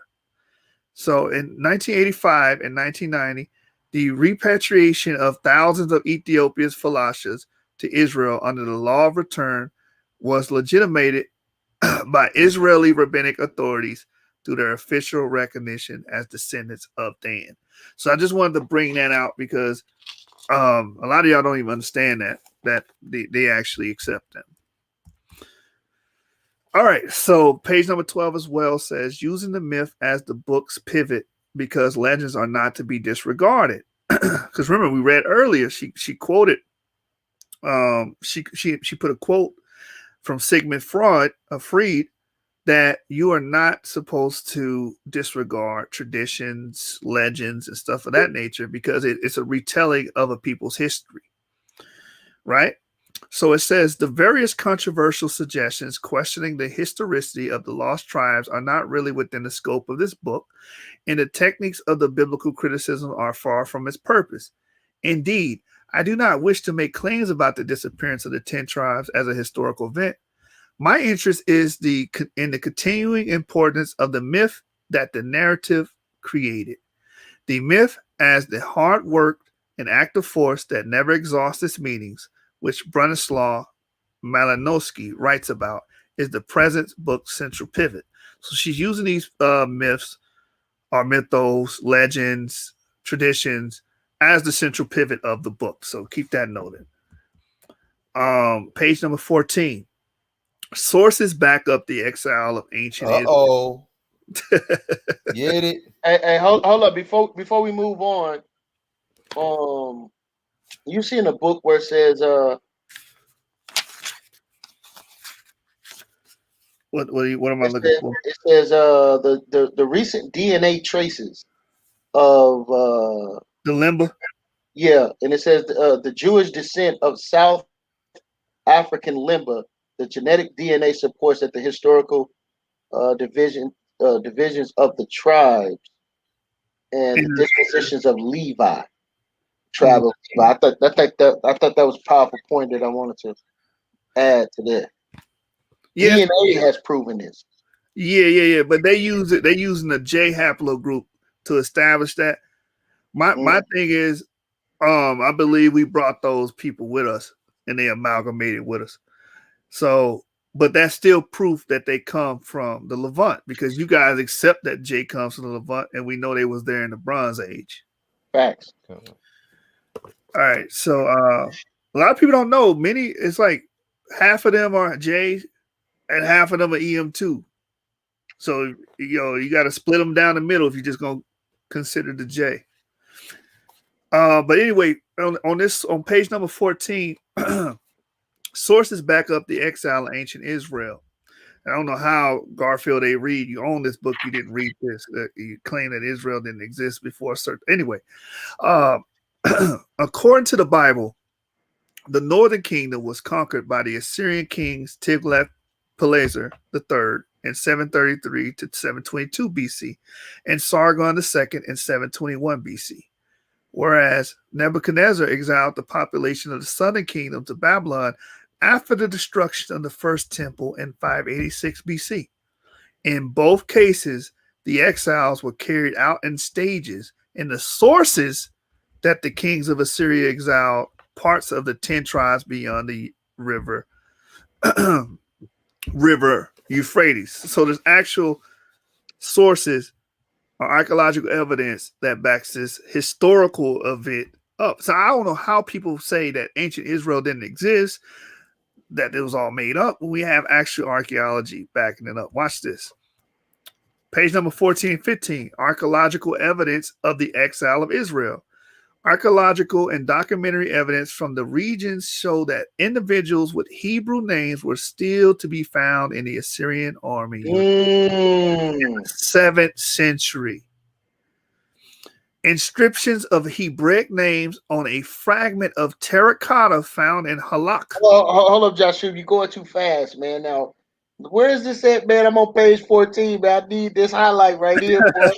I got you. I'll tell you what paragraph it's in. Yeah, because I'm seeing biblical passage. So page 14, bottom paragraph. You see where it says the river of Gozan towards the end? Four sentences from the bottom. Okay. Go to the bottom page of 14 and go 4 sentences up. You see the archaeological and documentary evidence? Yes. All right. So if you read on, I got 14 and 15 there. If you read on, it continues to page 15 at the top. Okay, yeah. Salakia. Appreciate it, man. You're welcome. Right. So inscriptions. So we read the first paragraph or the first quotation was about the archaeological and documentary evidence from the region show that individuals with Hebrew names were still to be found in the Assyrian army units in the 7th century BC.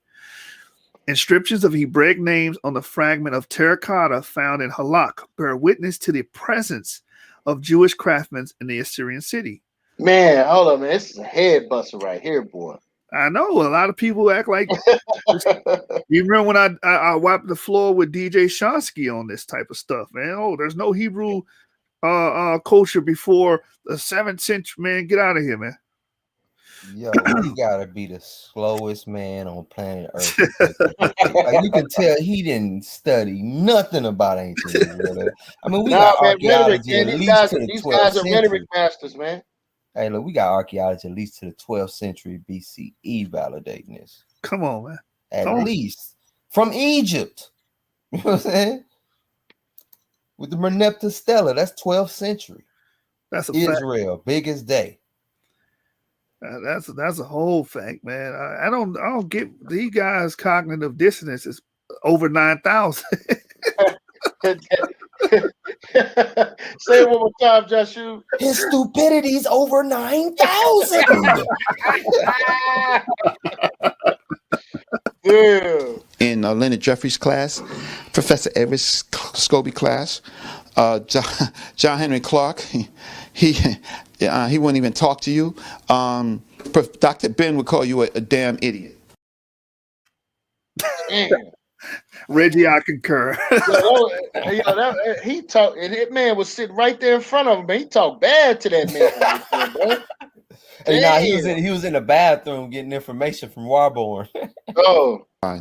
So I guess for the camera, Garfield just went into the bathroom so that he can get information from Warborn. Caught. Oh man. Yeah, man. Hey, Garfield, you'll forever be the toilet scholar over here, brother. Oh man. You got your honorary. So he's in the toilet with Rob Bourne. Listen, you got your honorary degree from Toilet Bowl University, brother. All right, the porcelain master. Let's get it. Oh man. So let's get into this. Also, Nimrod ivory bearing inscriptions in Hebraic letters rather than Phoenician Aramaic was discovered in Halak. It is assumed that elements of the 10 tribes which had been exiled to Assyria were absorbed by the local population and assimilated into Assyrian culture. Boom. Moving on. Tobias. Now, I didn't give all the citations she gave. She gave biblical citations. I didn't give everything, but I just wanted to give the ones that stood out to me the most. I put Tobias in because I actually read that whole book. Oh, brother, before. you leaving out stuff, huh? I'm leaving out stuff. I'm Yeah, bro. plagiarizing. Plagiarism, brother. There I go forgery and plagiarizing again. There I go. I just can't help myself. I don't know why brothers think I'm going to sit here and type out the whole damn book. This is like, right. Go buy the book, brother. Go buy the book. Hey, that's how you know somebody being petty, bro. If they gotta go and find something that small to complain about. Oh, I don't like the way that he didn't put every single word in there. He only used what proved his point. I went on the show the other night and got into a 45-minute argument about the word black missing in this man's presentation, bro. Oh, damn. I said, yo, man, this is ridiculous, man. Yo, can anybody tell me if the word black changes the overall point what the brother was trying to make? Yes or no? Not at all. You know what I mean? So, I mean, this thing is crazy, man. You know what I mean? Like, brothers are just so, like you said, that's just extremely petty, man. Yeah, you know how you ignore the main point to get on the minor points. But I understand because, he was raised by a woman. That's the way women argue. You'll make a good, valid, logical point. The woman will ignore that valid, logical point for anything you said she didn't like. Yo, man, shout out to the tanks on the ground, man. Shout out to Yara, man. Oh, already tanks on the ground, baby. Hey, much love to. Hey, I shout out Yara, man. You bringing up the definition of cognitive dissonance about people not wanting to accept or unwilling to accept, rather, new information. That's what cognitive dissonance means. I thank that brother for bringing that up when he was on the show. Yeah, man. Hold up, man. Is that Yashar? That's Yashar, ain't it? Oh, yeah. Tanks on the ground. Yeah, come on in, man. I was just about to say, man, where you at, brother? Yeah, check the board. Where's the room? Is it? Yeah, he here now. What's going on? I was like, man, what the hell you doing in the comment board, brother? Hold on real quick. Let's look up something real quick because our brother Khan Su. Right, Kansu. He said that I was petty fogging him. But then they make a whole video petty fogging. Yeah. So let's get what petty fog means. Petty fog means to quibble about petty points. If you go and watch their video about me, that's all you're doing is petty fogging me the whole time, the whole discourse. Right. Petty fogging. Oh, he left out this word. Oh, it ain't in context, even though they ain't read nothing in it. Somehow they know the context. And then you went and read almost the whole page. The show ain't nothing you said was out of context. Right. He says grown men don't go to the bathroom to talk to another man. Hey, what's going on? What's going on, General Yashar, man? What's good, man? Tanks on the ground. You're on mute, brother. Time is it, man? The sun must be still up in Cali right now, man. What's going on? Let's continue because I'm on slide. Yeah, bring it out, Slack, yeah. How many slides you got for us tonight? 40 in total. I'm on 27. Where was I at? Yeah. So these are quotation attestations of the lost tribes of Israel that she brought up. I didn't bring all of them up. So Chris, if you go read it, oh, he didn't read this quote. Okay. Superfluous information. Look up that term. Anyway, Tobias, the hero of the book named after him, was described as a member of the Naphtali tribe, and large part of the stories he relates take place in Media. The testament of the 12 patriarchs consider their assistance as fact. That 12 patriarchs, I brought that out the other day. They try to act like that was pseudo, brother. Yeah, but what she's extrapolating is that it mentions the 12 tribes. It also mentioned that they were considered heathens and Gentiles as well, which Mhm. goes into another doctrine that we're accustomed That to. we've been teaching. Right. Right. That if you leave Israel and don't practice the customs, we consider you a heathen just like the rest of them. Fact. Ezra sees a peaceable multitude. These are the 10 tribes carried away prisoner out of their own land. Flavius Josephus states as a fact that the 10 tribes are beyond the Euphrates River till now and are an immense multitude and not to be estimated in numbers. Christianity simply integrated the myth of the lost tribes. James addresses his epistle to the 12 tribes scattered abroad. And she also mentions Acts when it says to the 12 tribes are promised by when he was in court with King Agrippa, when Paul was in court with King Agrippa. Hey, this woman using all of the sources, man. Yeah. She got all of them. Yeah, the same page 15. You go up a little bit. She in the Apocrypha, man. She the book. Look like she been studying Israelite, studying African American Israelites, right? Using our sources, right? So this is page number 17 now. Biblical examples of Jews in Africa. It says the biblical narratives and prophecies that mention the putative existence of Jews in the land of Cush, i.e., Africa, provided the scriptural foundation for subsequent complex connections between the Jews and Africa. Facts. Wait. She's saying the Bible is right? PhD scholars quote the Bible in their works, brother. Yeah, PhD use the Bible, hey, but you can't use the Bible because that's anti-academic though. But academia, right. You can't. The Bible can't validate itself, brother. Yeah. Checkmate. Right. Hold up. So you said that was page 17, right? Page number 17, brother. Don't do the DJ Shonsky on me. Oh, I gotta do the DJ Shonsky on you, man. I got it. It's the last paragraph. I got you. Yeah, he looked at it's not even in here. Case closed. Hey. Prophecy of Zephaniah and its relation to the Jews of Africa. If y'all remember, we had Kansu on here a few weeks ago, and he said, "Well, I'm an Israelite." I said, "Oh, you're an Israelite, huh?" Yeah, I'm down for the cause. Okay. What does Zephaniah 3:10 mean? You remember that? Oh, that's not talking about that. That's some esoteric meaning. I was like, everything's an esoteric meaning to you niggas, man. Yeah, when you don't like something, it's easy to just claim as esoteric. That's what Christians do. That's why they don't follow nothing. Facts. All right, so it says Zephaniah also identifying Cush as tribe's exile location. Prophesies the rally of the Cush population of the Hebrew religion. From beyond the rivers of Ethiopia, my suppliants, even the daughter of my dispersed, shall bring my offering. Zephaniah 3:10. Various interpretations of these passages came to be critical components of the context in which the story of the lost tribes of Africa was cast. And elaborated. She been watching Israelite videos, man. I don't give a damn what you say all day.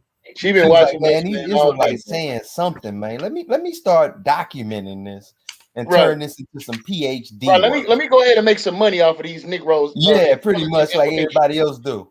Right. Got me buying my own information, man. What the hell going on? That's a cold game. All right, so then she brings up the what happened during the Persian epoch, and she mentioned that Jews were in Africa. So she says when she brings up Haman, right? When Haman, talking about that Agagite, huh? Yeah. So when Amen, Asarus' counselor, spoke to Asarus, he mentioned the presence of Jews whom he sought to exterminate in all provinces of the kingdom, thus implicitly including Ethiopia. When Queen Esther instituted the Feast of Purim, it was implicitly stated that the Jews were present in all the provinces of the kingdom, including Ethiopia. What this would mean is that we had Jews in Africa during the Persian epoch, which was around 5th century, 4th century BCE. Yeah, around about that time. The Ethiopian of the New Testament. Uh-oh. A passage in the New Testament also seems to indicate a Jewish presence at the dawn of the Christian era in Meroe, near the enemy kingdom of Aksum. One of the 7 deacons, Philip, met an important personage who was in charge of the royal treasury of the court of Candace, queen of Ethiopia, returning from Jerusalem where he had been to worship. Oh, what he doing worshiping in Jerusalem? What Exactly. people come to Jerusalem to worship? Aren't them Jews? That's That's the Right. only people. that's what I was taught. That Right. for the feast days, you better go back to the Holy Land and see that temple because you got to stand before the Most High God. That's what I was told. Right. And I don't know why more brothers don't go to this. A lot of people go to Acts 13:1 and go to the brother that was called Niger, right? Or nigger. Right. A lot of people go to that verse. You should go to the Ethiopian verse. And also, when you go to the Ethiopian verse, realize that's before Peter had the encounter with Nicodemus, not Nicodemus, with help me out, Jeremiah, with the brother. He saw the vision of Cornelius. You understand? And before Paul and all that, when they had the mission to the Gentiles, so this had to be a Jew. It had to be. You understand? Because they didn't say, "Oh well, we can't sit with you because Jews cannot sit with those outside of the nation." Well, however, I'm paraphrasing what Peter said, right? Mm-hmm. But that's for another topic. But this is how we know how I came to the conclusion that this person was actually a Jew, and like what James brought up, why is he even coming to Jerusalem in the first place to worship? And that's page number 18. Because he was the Old Testament only until Peter got a hold of him. Right. Now we're going to transition into chapter 2, Jewish accounts and Christian traditions. Bring it on.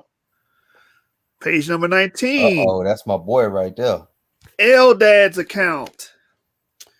At the end of the 9th century, one of the most famous and most extravagant of travelers seeking the lost tribes was Eldad the Danite, a Jew who mysteriously came from Eastern Sahara to carry out a religious mission in Tiaret, Fez, and Karwan. That's Northwest Africa. Eldad's experiences were legion and fanciful. He suffered a shipwreck, fell into the hand of cannibals, and whereas his travel companion was eaten, he escaped the wretched fate by being bought by a Jew from the tribe of Issachar. Uh-oh. Eldad wrote an account in somewhat archaic Hebrew in which he explained that upon Solomon's death, 4 Jewish tribes, including his own, Dan and the tribes of Naphtali, Gad, and Asher, settled in Africa. Oh, he said it took 200 and some days to walk across their kingdom. That sounds like the whole Sahara. Facts. And you know what else stood out to me is the fact that the account was written in somewhat archaic Hebrew. Yeah, I was looking at that too, because people don't even understand archaic Hebrew today. During that time period, a lot of the people practicing Judaism didn't understand archaic Hebrew either, which means they come from some pre-exilic. That's Hebrew prior to the Babylonian exile, right? The Assyrian as well. They got to be that's pure pre-exilic Hebrew. And that's what a lot of these scholars were saying went down there. These people who were right around that Assyrian captivity, they fled into West Africa and other parts of Africa to get away from that. And then you had the second come through with the Babylonian captivity. So, I mean, this is just too much powerful information. And I like you said, Jeremiah, this woman been watching us. Right.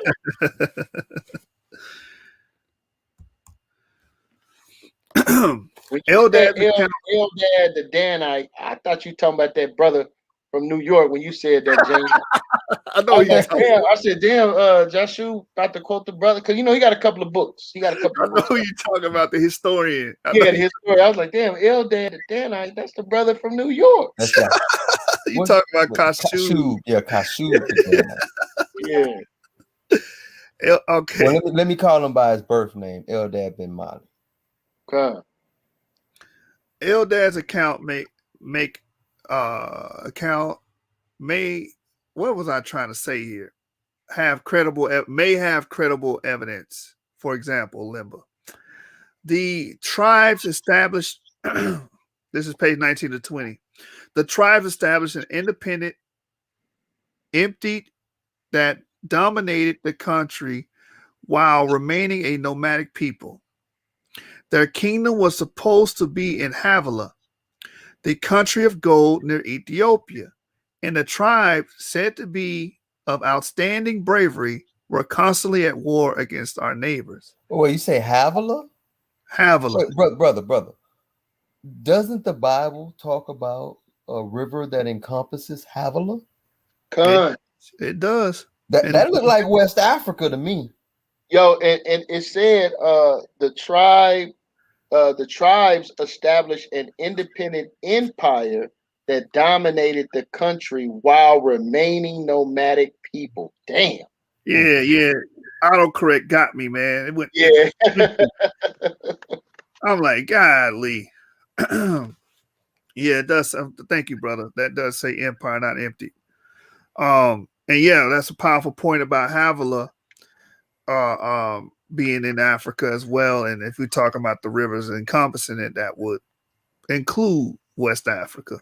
Mm-hmm. I also, what stood out to me when I'm reading this, the country of gold near Ethiopia and the tribes said to be outstanding bravery were constantly at war against our neighbors. From my understanding, you know what I'm saying, this is parsimonious, but this is like analogous to the Bantu expansion, from my understanding. Because it's around the same time. Yeah. It has to be, and remember what they were able to bring in. And this lets you know that they were already ruling and kicking butt before they came out. It's telling you they was able to do this being a nomadic people. That's hard body, man. Right.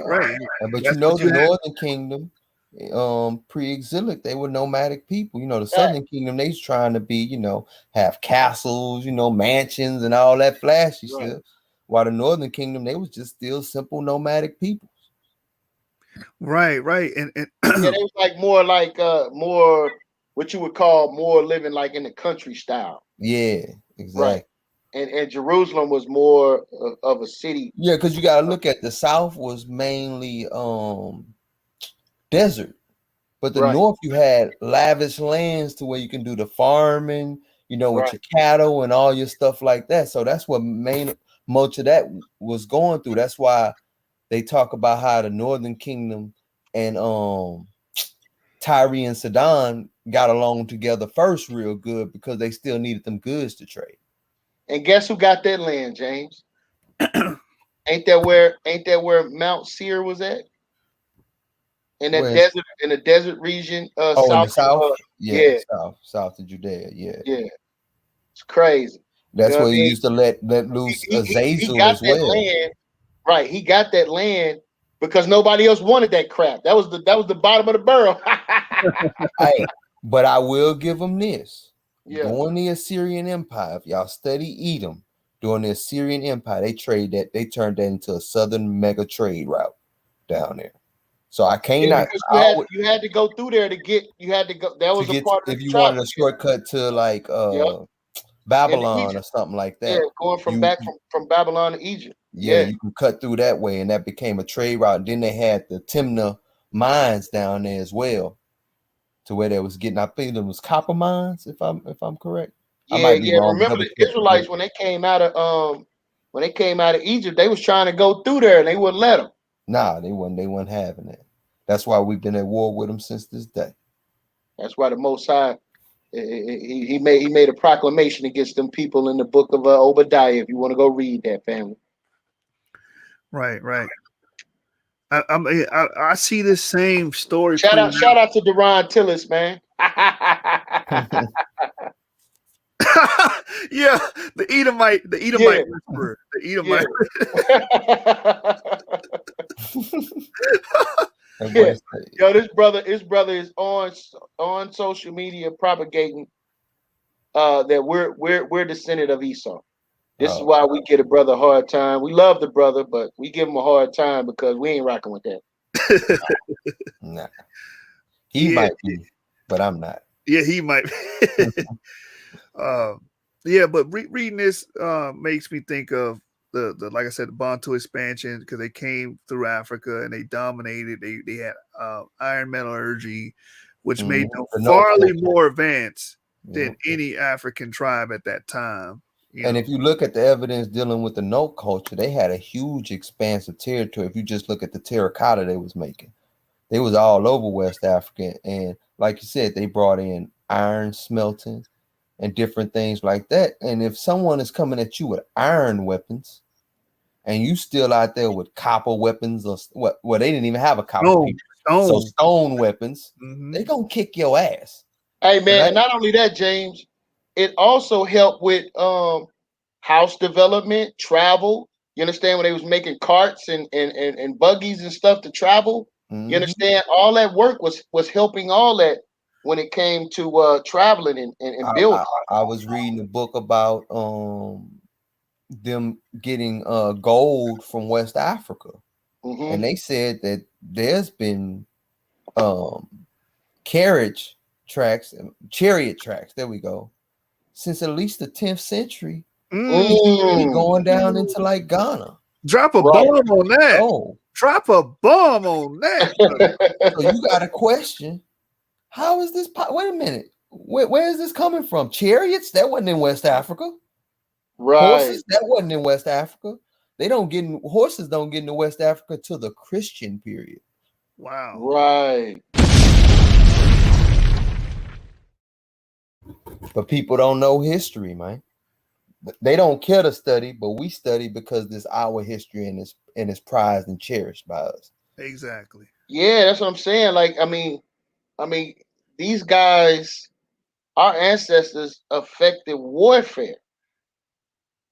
You know what I'm saying? Like taking it to another level, even though, it was a lot of great accomplishments by others. But when you get to the nuts and bolts of it, without what they brought, they wouldn't even achieve what they did, with weaponry and warfare. Look at what the Yoruba and the Igbo say. They say there was 13 tribes already there. And then outsiders came and warred with them for like 3 generations. Right. And then they just was like, we'll make them our war chiefs because there's a bunch of us, a few of them, and we can't win. Right. That corroborates beauty. That's harmonious. That's harmonious to what I'm reading, man. So facts. Powerful information. James dropped a bomb with that one, man. That was a nuclear reaction. You hear me? Splitting atoms over there. You hear me? All praises, man. Swinging and banging for the land of Canaan, man. All right, so let's get back to it. Eldad also mentioned the existence of the sons of Moses, who lived nearby but were cut off from the world by the impassable Sambayon. So if you know about that, that's I gotta give a word. Anybody can look up the Beni Musa. People act like they don't understand what the word Musa means. Musa means Moses. And if you look up the Beni Musa, they came to West Africa from Babylon. All right, anybody can look this up. They came to West Africa from Babylon. They are Jews, and people got to deal with that. How you think you get people like, I can't even think of the name. Mansa Musa. Right. Mansa Moses, King Moses, baby. Right. Shout out to King Seth, man. He said he want to challenge me on that. Mansa Musa was an Israelite. The Musa family comes from the Beni Musa, who were Jews from Babylon. We might have to do Derek Lang's book next. We might have to go ahead and get Derek Lang. He got articles. He got like article on top of article on top of article. I haven't seen a book. Have you seen one? Yeah.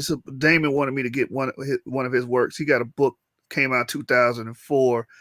I gotta hit Damon up. I forgot the name of it, but yeah, it's basically going into Western Africa, Jews, Hey, practices and stuff like that. hey, James, you know that book that you referenced, man? What is Amazon trying to pull over there, man? Did you see that, man? Oh yeah, bro. You know it's crazy, bro. $769 for that book, bro. You know how much I got that book for? For like $3. That's crazy. But On the what book, happens on the is, front of the book, it says $1.49. And Yashar, shout out to you and Yashar. He said, man, how does that make sense? On the front of the book, it said $1.49, but Amazon is selling it for $760, bro.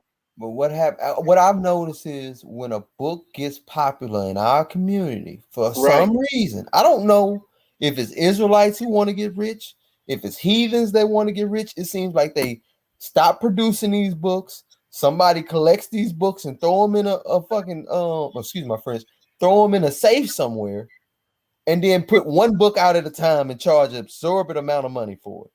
Right. Because like they quit producing that medieval empires of Israelites, and that's how that book ended up being $1,500. They just stopped producing it. Yeah, man. The Lost Tribes in the Promised Land got up to like 2,200. Mm-hmm. They know you like it, so they're gonna make you pay for it. It's crazy. Supply and demand. All right, so they are perfect in faith, and their Talmud is all in Hebrew, but they know not the rabbis, for this were of the second temple, and they did not reach them. No unclean things are to be found with them. No unclean fowl, no unclean beasts, no unclean cattle, no flies, no lice, no foxes, no scorpions, no serpents, no dogs. Wait a minute, they keeping a dietary law, brother? In Africa? They keeping a dietary law. Oh, man. And they can speak only the holy tongue, and they all take ritual baths and never swear. Anything y'all want to add? I mean, you pretty much did. You know what I'm saying? Yeah, that's all that needed to be said. Eldad account based on historical accounts. Here it goes. It says, what is to be thought of the material of Sefer Eldad? Half truth, half make-believe? It seems to be based on real historical characters. Wait a minute. No, brother, that has to say pseudo-historical characters. It seems to be based on real historical characters. Real fake historical characters. Real historical characters and events. Right, because the Bible is mythos. Right. And it says such as the conversion of the Arabian king Du-Nuwas of Himyar and his subjects to Judaism in 6th century. I wish D-Red was here because he knows a lot about Du-Nuwas. He brings them up. And that's page 20. We're nearing the end. I think we got 5 more slides. Tudela's account of Jews and Ghana. Yes, sir. In the 12th century, Benjamin Tudela, 1165 to 1173, described as the greatest traveler had ever lived, undertook a journey of several years that took him as far as China to establish a sort of census of the Jewish populations he encountered.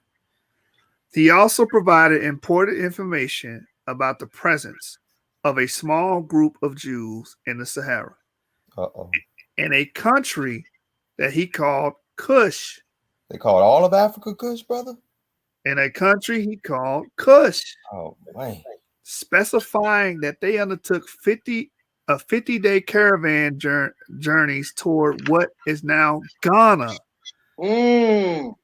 threatened by sandstorms in order to bring back copper, salt, gold, and jewels. He describes them as sons of Cush who read the stars and are all black and they do astrology, brother? Who read the stars. No, that's witchcraft, brother. Who read the stars and are all black in color. That deal with your tribe, huh? Issachar. Readers of the stars Right. of the heavens. That's a fact. They know the law of Moses and the prophets, and to a small extent, the Talmud and the Halakha. Uh-oh. So they got there after the return from exile, or the Babylonian return from exile, if they got the Talmud and the Halakha. Right, right. You know, I never heard of Tudela. This one new to me. Yeah, Good Benjamin pull. Tudela, yeah. Yeah, a Jewish historian. We're gonna read. I think did we read it already? Oh yeah, he went out to establish a census on Jewish populations, and he ran into this population in Ghana, what is now Ghana, and he said they knew the law of Moses, prophets, and to a small extent the Talmud and Halakha. All right, we're gonna move on. The existence of Black Jews in pre-colonial times. Eldad the Danite and Benjamin of Tudela had famous successors, such as Patiah and Ratisbon in the 12th century, Obadiah of Bertanoro in the 15th century, the rabbis Eliezer Halevi and Moses Basula of Ancona in the 16th century, and their contemporary David Rubini. So David Rubini was a contemporary to Benjamin Tudela, right? As a century later, while Moses Basula from Israel, Ashkenazi, a century later, while Moses Basula from Israel, Ashkenazi to Abraham of Perugia gives account of a Black Jew, almost like a Black Cushi who was captured, enslaved, and redeemed by Jews from Alexandria. This description may be compared to that of the Italian traveler Ludovico. Ooh. Wait a minute, brother. An Italian? Hold on. They were trying to ask me on the show that I jumped on the other night, and I shouldn't have. Does it say black-skinned Jews, brother? Does it say Black Jews anywhere, brother? Do it say Black Jews anywhere? It's a cold cut right here, boy. Man, there's plenty of citations for that. Those guys are light work. But yeah, man, it said almost like a Black Cushi who was captured, enslaved, and redeemed by Jews from Alexandria. This description may be compared to that of the Italian traveler Ludovico Vartima, who described the Ethiopian Jews as Black rather than any other color. Let's keep going. So that was a description of a Black Jew that got enslaved, and they redeemed them. No European Christian influences in West Africa until the 15th century. Wait a minute. Everybody you mentioned so far been before the 15th century, right? Right. So there couldn't have been no Christians coming in and, you know, converting these folks to Judaism for some reason. No mass conversion. No, we haven't read that yet in this book. You know, we didn't see any missionaries, evangelists, you know, coming from Judea doing their thing. As if they had evangelists. Right. As to David Ruveni, who claimed to be the brother and emissary of the king of Kabar, who ruled in the exile and who ruled the exiled tribes of Gad, Reuben, and Manasseh, he himself may have been of Falasha origin. A number of his contemporaries, for instance, Daniel Apisa, described him as having dark skin. Described him as having dark skin. This is David Ruveni. Daniel of Pisa, huh? Right. Unlike Jewish scholars in the Islamic cultural world, those in the lands of Latin Christian culture in the late Middle Ages had virtually no contact with Africans. You hear that, Kyle? Virtually no contact with Africans, except for travelers who, like Benjamin of Tudela and Obadiah of Bartanoro, southern part of Christian Europe. Only in the mid-15th century did Black slaves from West Africa appear from Europe as a result of Portuguese conquest. Why did I add this in here? Because you got people from the opposite side trying to say, well, they were only Jews when the Portuguese got there. That's killed by this book. They Kill were only Jews because of these Christian missionaries. I remember Rob Bourne used to go around saying that all the time. Right. The Christian missionaries came in and then they would identify. No, that's not true. These people had a Jewish legacy prior to any of these European Christian cultures infiltrating. Almost 2,000 years worth of it. Facts, man. Come on now. Dark skin linked to the Jews. This is page 21 and 22. A recurrent antique link took place between the lost tribes and the presence in the region where they were identified of dark-skinned populations. Wait a minute, it says a recurrent antique link? Yes. So that means it happens again and again and again. Yep. But these brothers say it ain't no proof of Jews being black. Man, look, we revealing who the real pseudo is, by the way. They are the real pseudos, man. Oh, even in that book that was mentioned earlier by the CEO, they also mentioned that a lot of the Semitic people in Scotland were darker. Right. That's how they could tell that they had those Shemitic roots due to their darker skin. So it seems that everywhere we look, somehow dark skin is associated with Jews before a certain time period. That's a fact. And man, that last slide, boy, was a kill shot. I'm still reading over here. I can't get past this right here, bro. I'm like, yo, that was a kill shot, bro. No European contact to the 1500s, bro. That's what it says. Yo, Robourne, man, shout out to Robourne, man. That man was running around saying that consistently. He hit me with that. Yeah. I had no rebuttal, but I got your ass now, boy. So I want to go to before we get back into this and finish it. Literature and Science by Monica Smits, page number 149. I read this before. Ethnological and popular literature repeatedly referred to Jews as the Negroes of Europe, as swarthy. Now, swarthy just mean they got black hair, brother. African. Oh, brother, African. That's just because he had a big nose. Mulatto. See, he's half Arabic and half European, brother. Jewish Negroid. Oh, that's the ones they went down to Africa, brought up, raped them and turned them into Jews. I got an answer for everything, brother. And as members of the mongrel dark skin race. Well, we know mongrels are dark. Right. I'm glad James did that because that's what you guys do. Those are called post hoc ad hoc fallacies. A post hoc and ad hoc fallacy is something that you just put out there to answer something, even though you don't have no collegiate or rational answer to it, man. Yeah, in religion we call it eisegesis. Right. And you just throwing out rhetoric, man. We don't agree with that. Oh, come on, man. That's source. It's just straight rhetoric, bro. Like nothing. And then I seen this brother. Shout out to Chris Harris.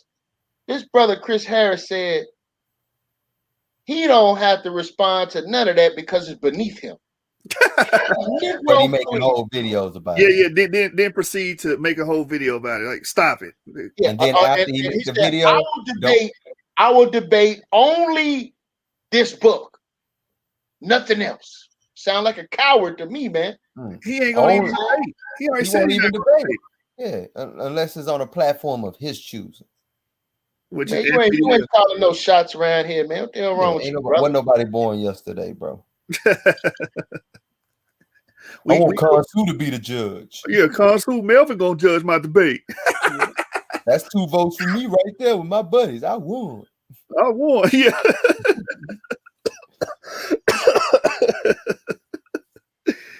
Oh man.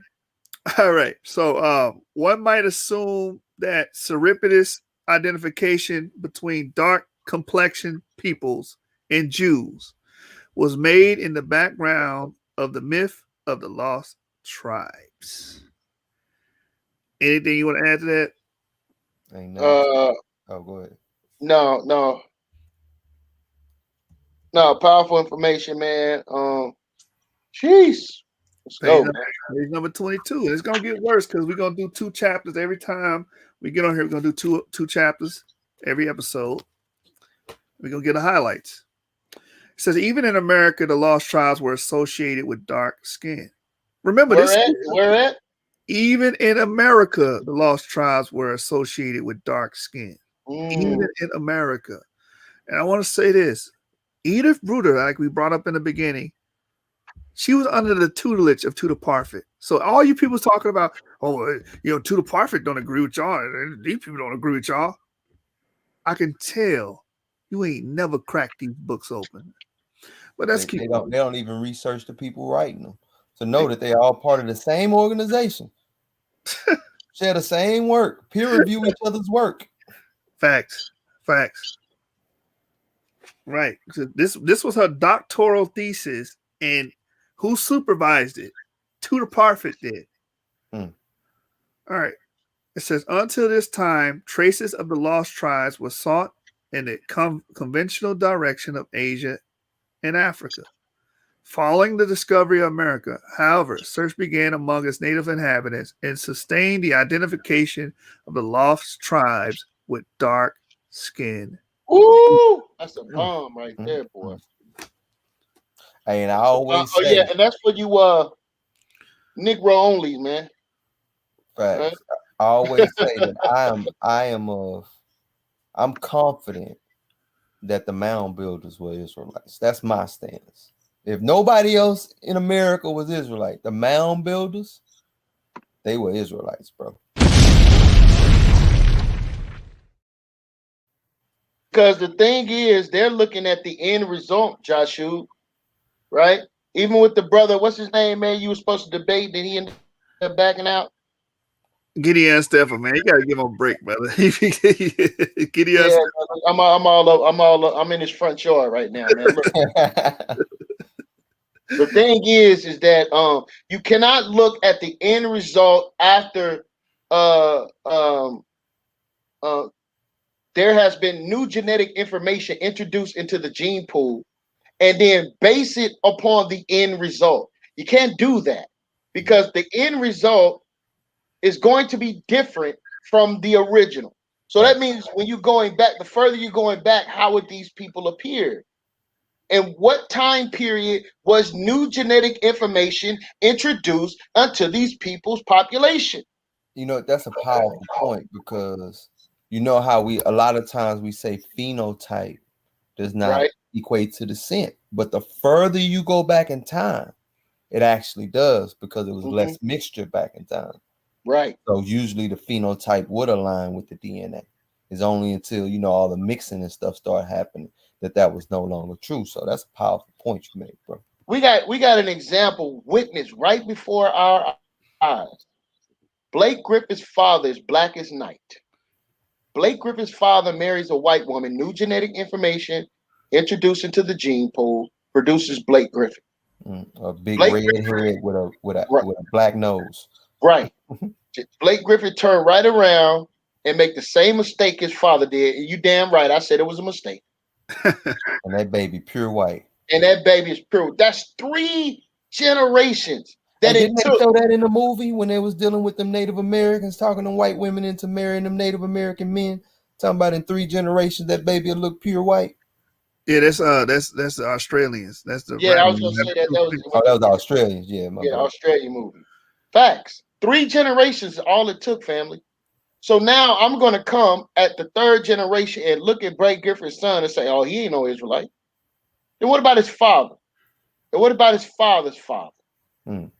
You understand? Or we can go to these European, like these people in what's the name of this? Yorkshire, England, who got E1B1A Y chromosome markers. They got the same Y chromosome markers as us. You gonna tell me they not us? Right, because you have to understand who was populating that area even as recent as the time of King James. You understand? We can go as early as Romano-British. Those people were black.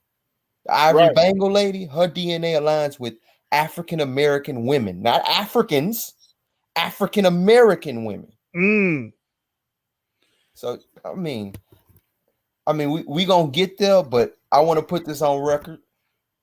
Sunday, I will be starting my breakdown of the genetic lines and the phylogenetic tree and how I see that they deal with each son of Noah and their descendants. So I'm gonna start with Japheth, then I'm gonna do Shem, then I'm gonna do Ham.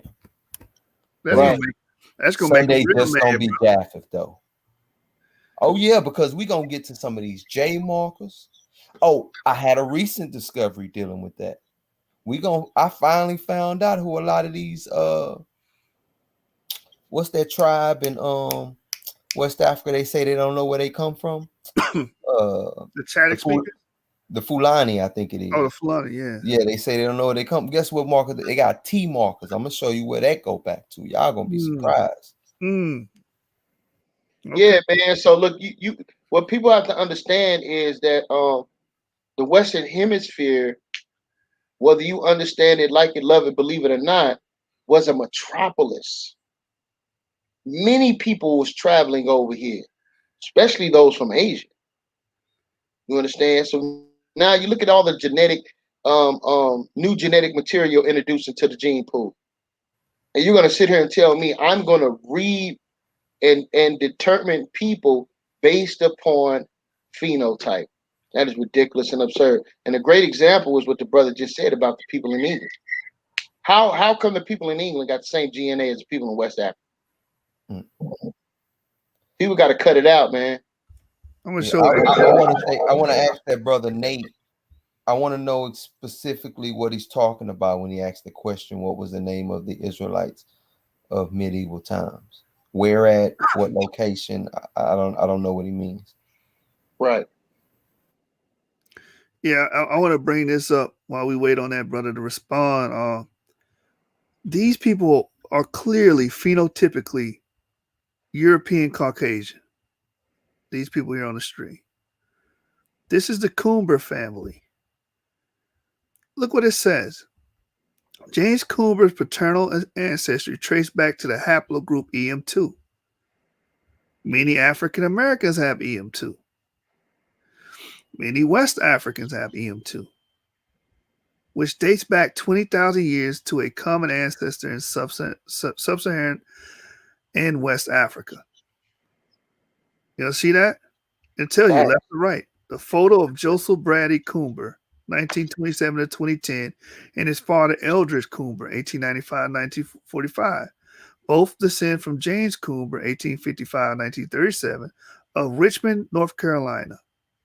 That gives you the photo source. They're white Caucasians, but they have sub-Saharan African DNA in them.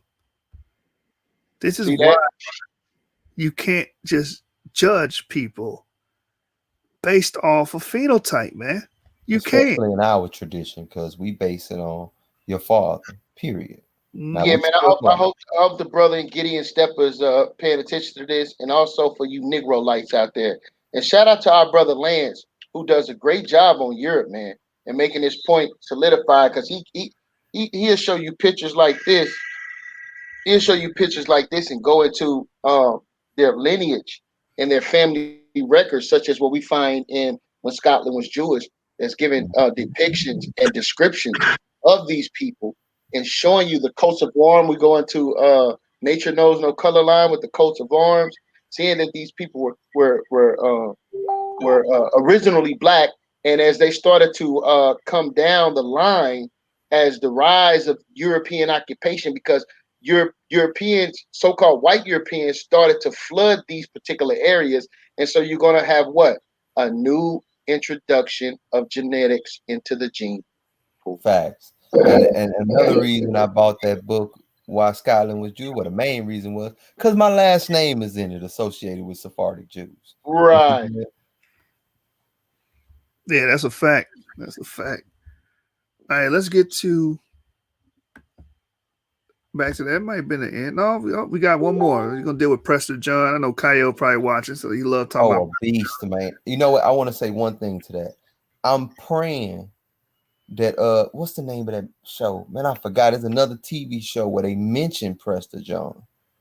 but they never really, showed him or nothing on the TV show.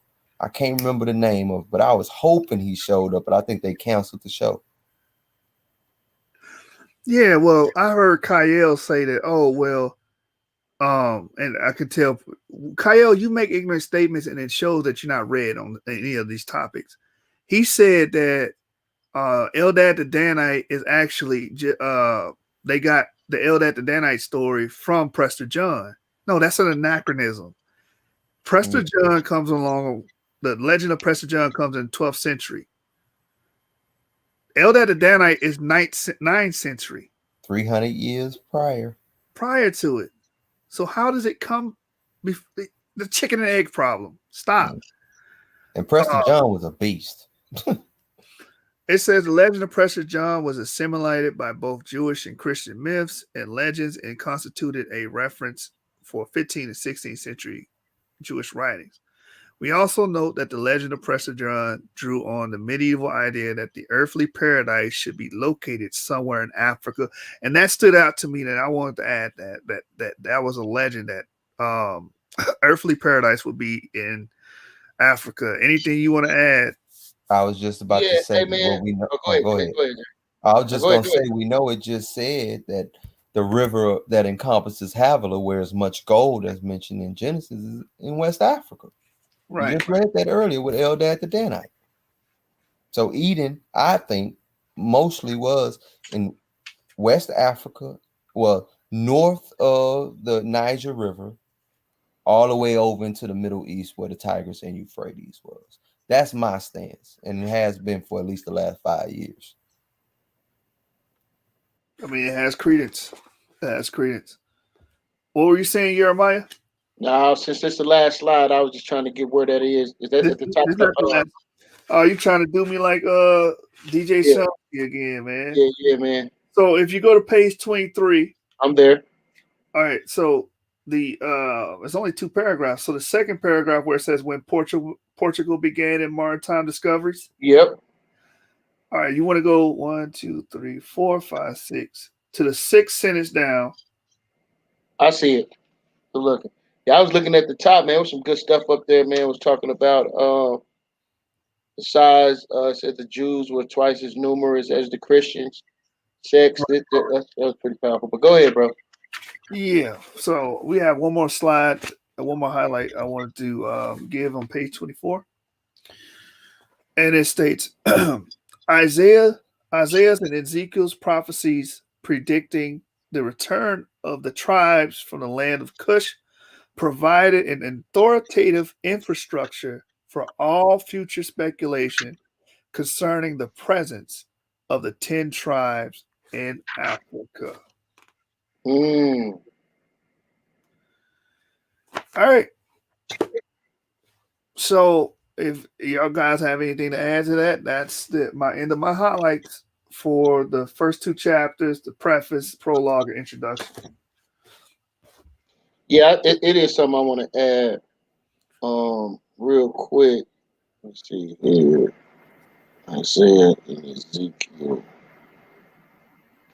Highlight game going. I got it. Yeah, that's all right. So let me tell you where that's at. Hold on. So I got it. You got it. All right. Yeah, I got it. All right, man. So I want you to go back to prefacing the book to read something for me real quick. I thought it was powerful in the preface. And it talked about the presence of Israelites in South Africa. Got you. So the preface says, in 1921, a band of self-proclaimed Black South African Israelites drew up in a formal military formation against armed white police. The Israelites were armed with knob carries, assegais, 1 or 2 antiquated guns, and knives. The police had modern rifles as well as machine guns. Throughout the lengthy negotiations, the Israelites were given the opportunity to surrender, but they refused, proclaiming, "We will fight, and Jehovah will fight with us." The Israelites fought courageously, but the outcome was never in doubt. The massacre horrified both black and a good deal of white public opinion.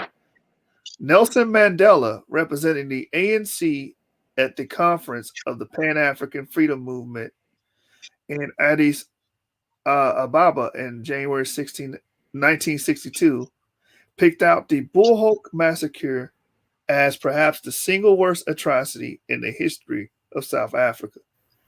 It is still remembered. A Bullhoek massacre heritage memorial was unveiled with due ceremony on the 27th of May 2001. The impact of Israelite identities upon Africans has not always been as dramatic as this. However, Black Africa, even now in 2008, contains a growing number of groups that identify completely with Jews or Israelites. In Nigeria, Ghana, Rwanda, Burundi, Uganda, Rwanda? Uh-oh. They better watch the movie.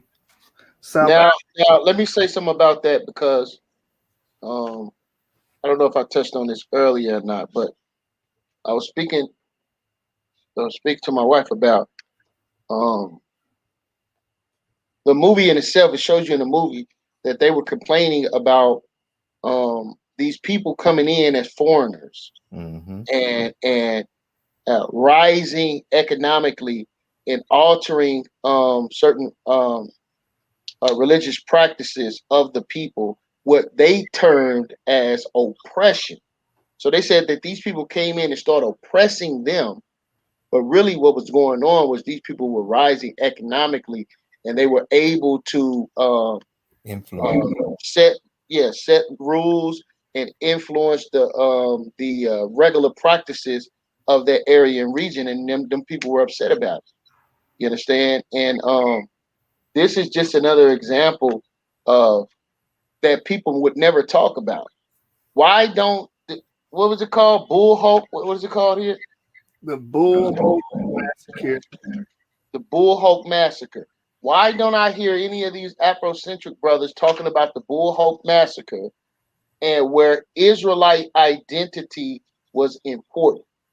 But they'll tell you and I there ain't no Israelites in Africa. You see what I'm saying? They all get massacred, but they wasn't there. Right. You understand? And that was modern, that was 1921. So at that time, while that was going on, Black Wall Street in Oklahoma City was set in flames. You see? Israelites in Africa was being oppressed, falling under the curses, and Israelites in America were falling under the curses, man. And who knows? In India and in China and all other places. If we keep looking, James, we probably find all type of massacres that went on at that time, same time, 1921. You know what's going to be the most powerful area we get to when we really deal with places we were exiled to? India, bro.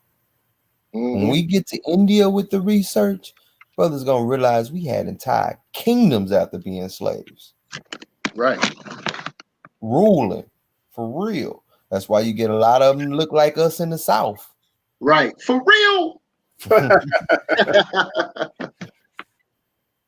Hey, man, great job, Joshua, man.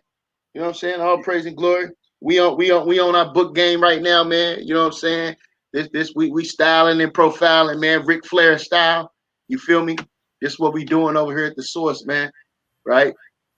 Yeah, and I want to say we see there's an obvious difference between people who read books and don't read books. You see how when Brother Jeremiah was like, hey, where this at? You see how Joshua go right to it, tell you what paragraph and what sentence to go to. Because that's how you do when you really study. You know where it's at because you read it.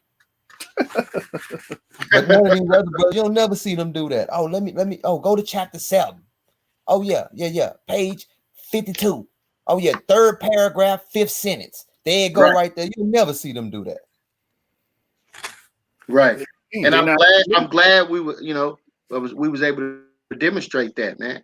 You know what I mean? Like these things are important. This ain't just about dealing with naysayers. This is also about helping you, family, becoming more secure and confident in your identity and showing that you had a presence in Africa prior to Why? I'm about to get in the back chat and hit somebody with this joint, bro. Straight fire. I'm going straight to D-Red's room and dropping that source. Straight fire. You got chapter 3 already ready, huh? Yeah. I'm not gonna reveal it, but stay tuned in. The next chapter is gonna be on the mythography of Africa. How many of these you gonna do? Because I don't particularly own that book. You want to get in on it? I haven't read it to really. Yeah, I haven't read it to really get in on it, but I know a lot of the sources she using though. Well, we're reading in between the breaks, James. Like, okay, from this point, we got the first 2 chapters, right? We're at the prologue in the first 2 chapters. Now, from this time to the next video, we got to read 2 and 4, right? 3 and 4. I mean, we got to read 3 and 4. Then we're going to come back and talk about it with the people. So when the next video? We're reading. Look, I can read 3, 4, and 5 tonight. I know you can. I don't know about Jeremiah. Jeremiah probably can though. I have it done by tomorrow. I have it done by before the video. Yeah. So is another one coming out tomorrow? We can. Hey, look, I can do it. I know Jeremiah can do it too. Because I don't mind. Because like I said, a lot of the sources she read, I've read her sources already. So like when I'm here, like that's why I've been like this whole time I've been here. And I'm like, man, I've already read these sources. I know the information in there. That's why I can elaborate on it. Hey James, I can get the pages to you and just. Well, the thing is, I'm working on my presentation. I don't want to be bogged down with that. You know what I'm saying? Like I told you. Yeah. Well, stay focused on what you're doing. Me and Joshua, we gonna keep knocking this joint out. And I told you, shoot, this morning I just signed up for HVAC school, so I'm gonna be right there with them in not too long. Oh yeah. I didn't know that, James. That's powerful. Yeah, I just did it this morning, man. I was talking to Joshua about it a little bit. Then I was just like, you know what, man, I'm gonna go ahead and go holler at these folks and see what's up. And so I thought I'd let them know as soon as I finish. How long they say it's gonna take? 7.5 months. And then I have what would be a bachelor's equivalent for it. And they said that it'll go towards, the master HVAC, ain't that what it's called, Joshua? Or something like that? Yeah, HVAC license pretty much essentially you'll get that. No, I'm talking about the next level. I think it's a master level that go up after this. Well, I mean, I think in the state of Texas we don't have journeymen or masters. I don't know what they told you unless they changed the legislation on that. Well, yeah, she told me it was something I can get that would be equivalent to like a master's. Oh, something equivalent to it. Yeah. It's been 10 years since I've been in the programs. I don't know what they're doing now. Okay, cool. Hey, James, you funny. I'm looking at your comments, and he said that boy leaving out word. Yeah. Hey, man, there go the blue collar prophet. That's what his name is from now on. Hey, blue collar prophet. D-Ray, what was that book about Derek Lane you wanted me to pick up? I think it was like $30-$40. You know what I'm saying? And I email it to you because it's a PDF.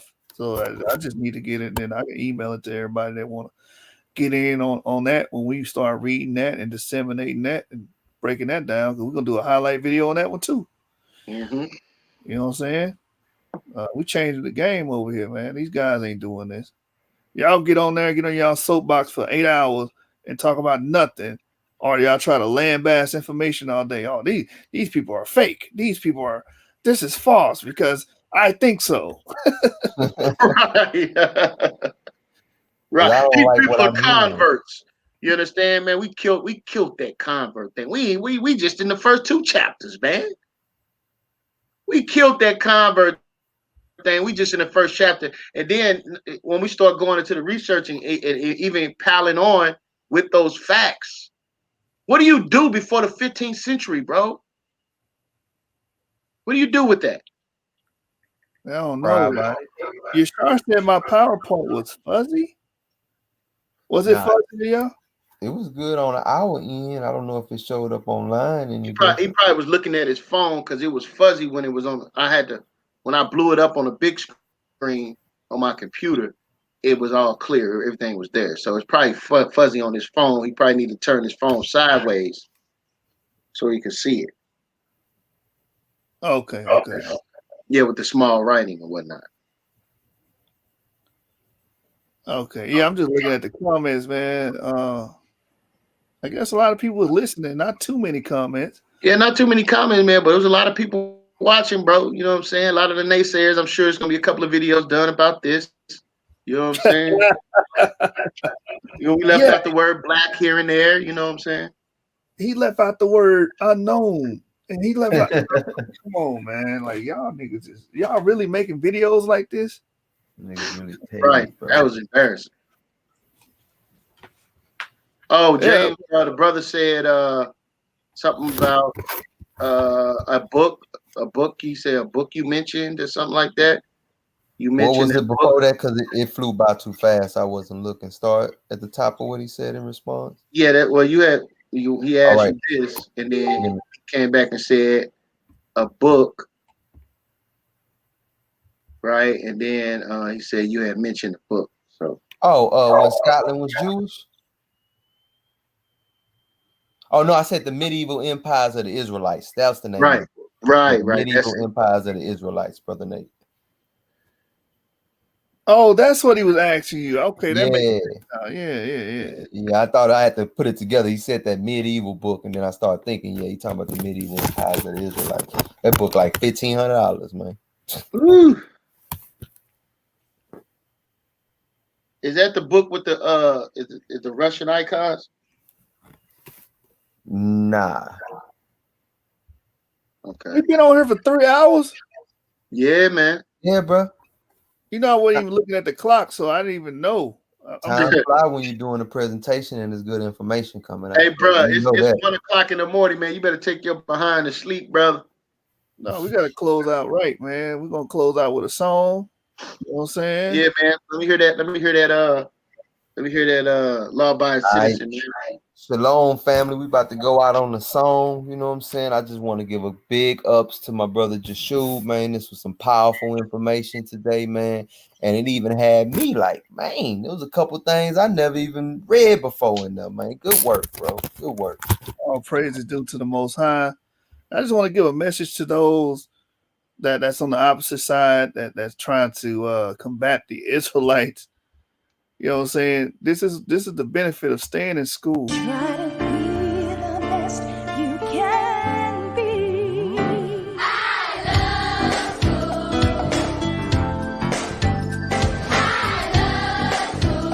Whatever you do, stay in school.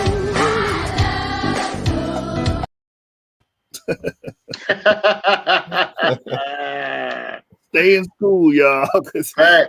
If you might need to give him a reading rainbow after you finish.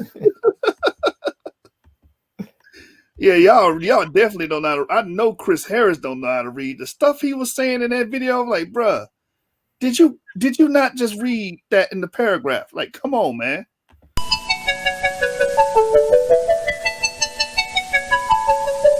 Butterfly in the sky, I can go twice as high. Take a look, it's in a book, a reading rainbow. I can go anywhere, friends to know and ways to grow, a reading rainbow.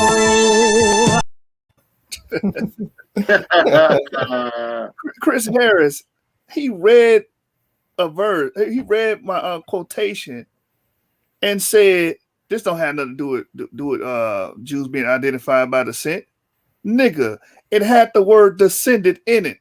Descended don't mean descent, brother. Oh my god, bro! I was like, come on, man. But anyway, enough of that, man. Told you about arguing with women for too long. It got it crazy, bro. All right, one more, man. Sorry if I mistreated you, but this is shit that happened when you let your wife speak for you. Hey, I ain't gonna lie, that line hard, man. Amphictyony. Oh, my bad. I had that word pronunciation. All right. What we gonna end with, Jeremiah? What Law song? Abiding Citizen, man. Let's go. Law Abiding Citizen. Is that the new joint? Yeah.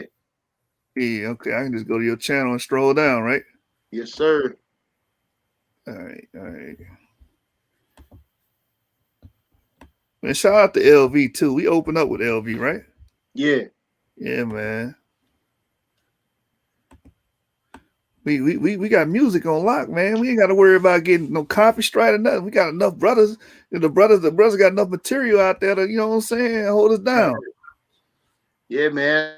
I'm just waiting on that hot 16 for you, man. I done done my job, man. I'm waiting on yours. You know, I've been tied up with other endeavors. Oh, you trying to pull a Greg Phillips on me right now, bro. I didn't tell you my laptop was broken, brother.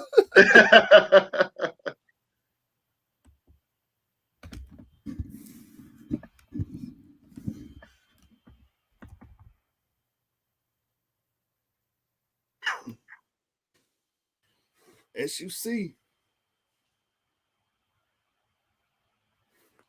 Hold on, is it? I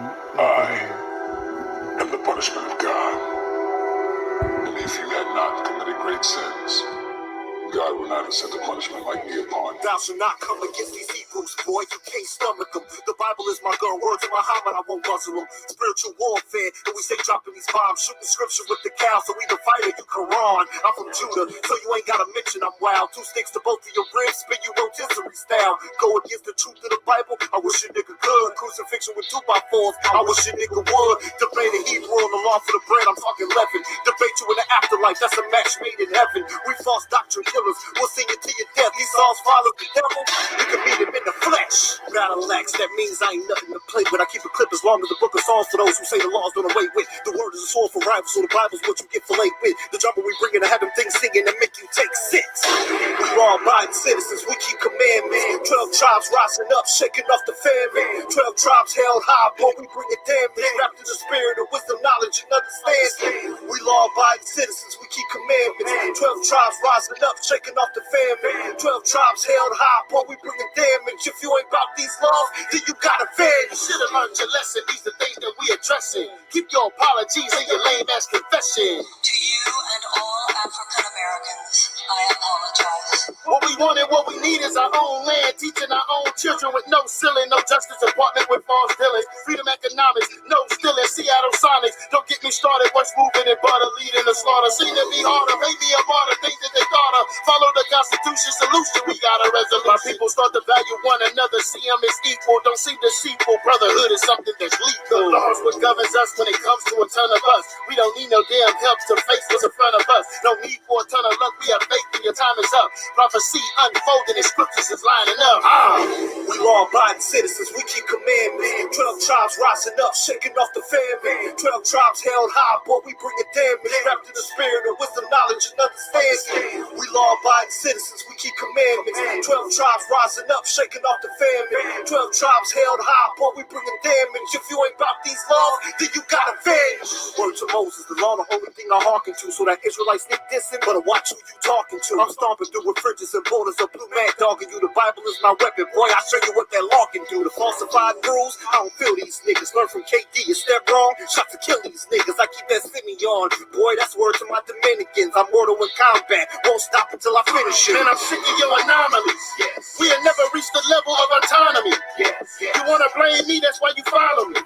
Wanna study real stars like astronomy while we striving for sovereignty, intellectual honesty. Yes. Getting rid of the frauds, gaining knowledge while we travel abroad, standing brave and strong while we facing the mob.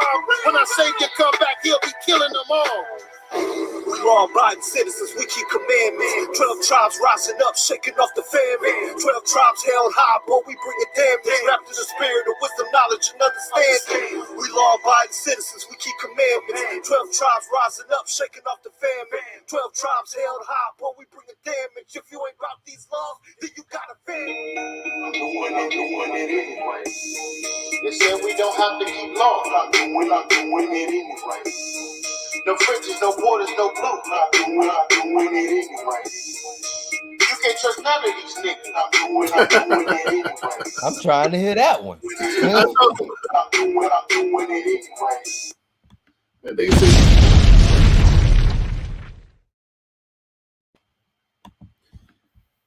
yep. Yeah, I'm gonna have to hear that doing it anyway, man. You're gonna have to start, you know what I'm saying? My presentation gonna have to start with that there, man. That sounded hard, man. Just hearing that hook. Yeah, it's on the way, man. We got a video lined up, man. It's on the way. Most high will, man. But I'll get it over to you, man. You know what I'm saying? It's already done. Okay, yeah. Well, like I said, I'm gonna do it Sunday, and you gonna be in the house? Yeah, I got you. All right, bet. Yeah, man, that's a good song for Chris Harris then, because it was like, y'all need to stop making videos, and I'm doing it anyway. All right, man. SUC, we came to put in that work, you know what I'm saying?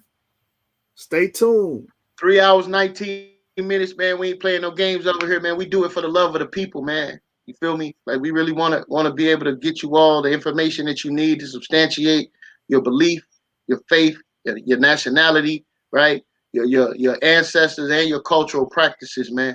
Right? Mm-hmm. Ultimately, this is what we're doing it for, man, to strengthen our people. And listen, man, we honest, man. You know, if somebody has some counters to the information that we saying, we don't have no problem looking at the information, bro. You feel me?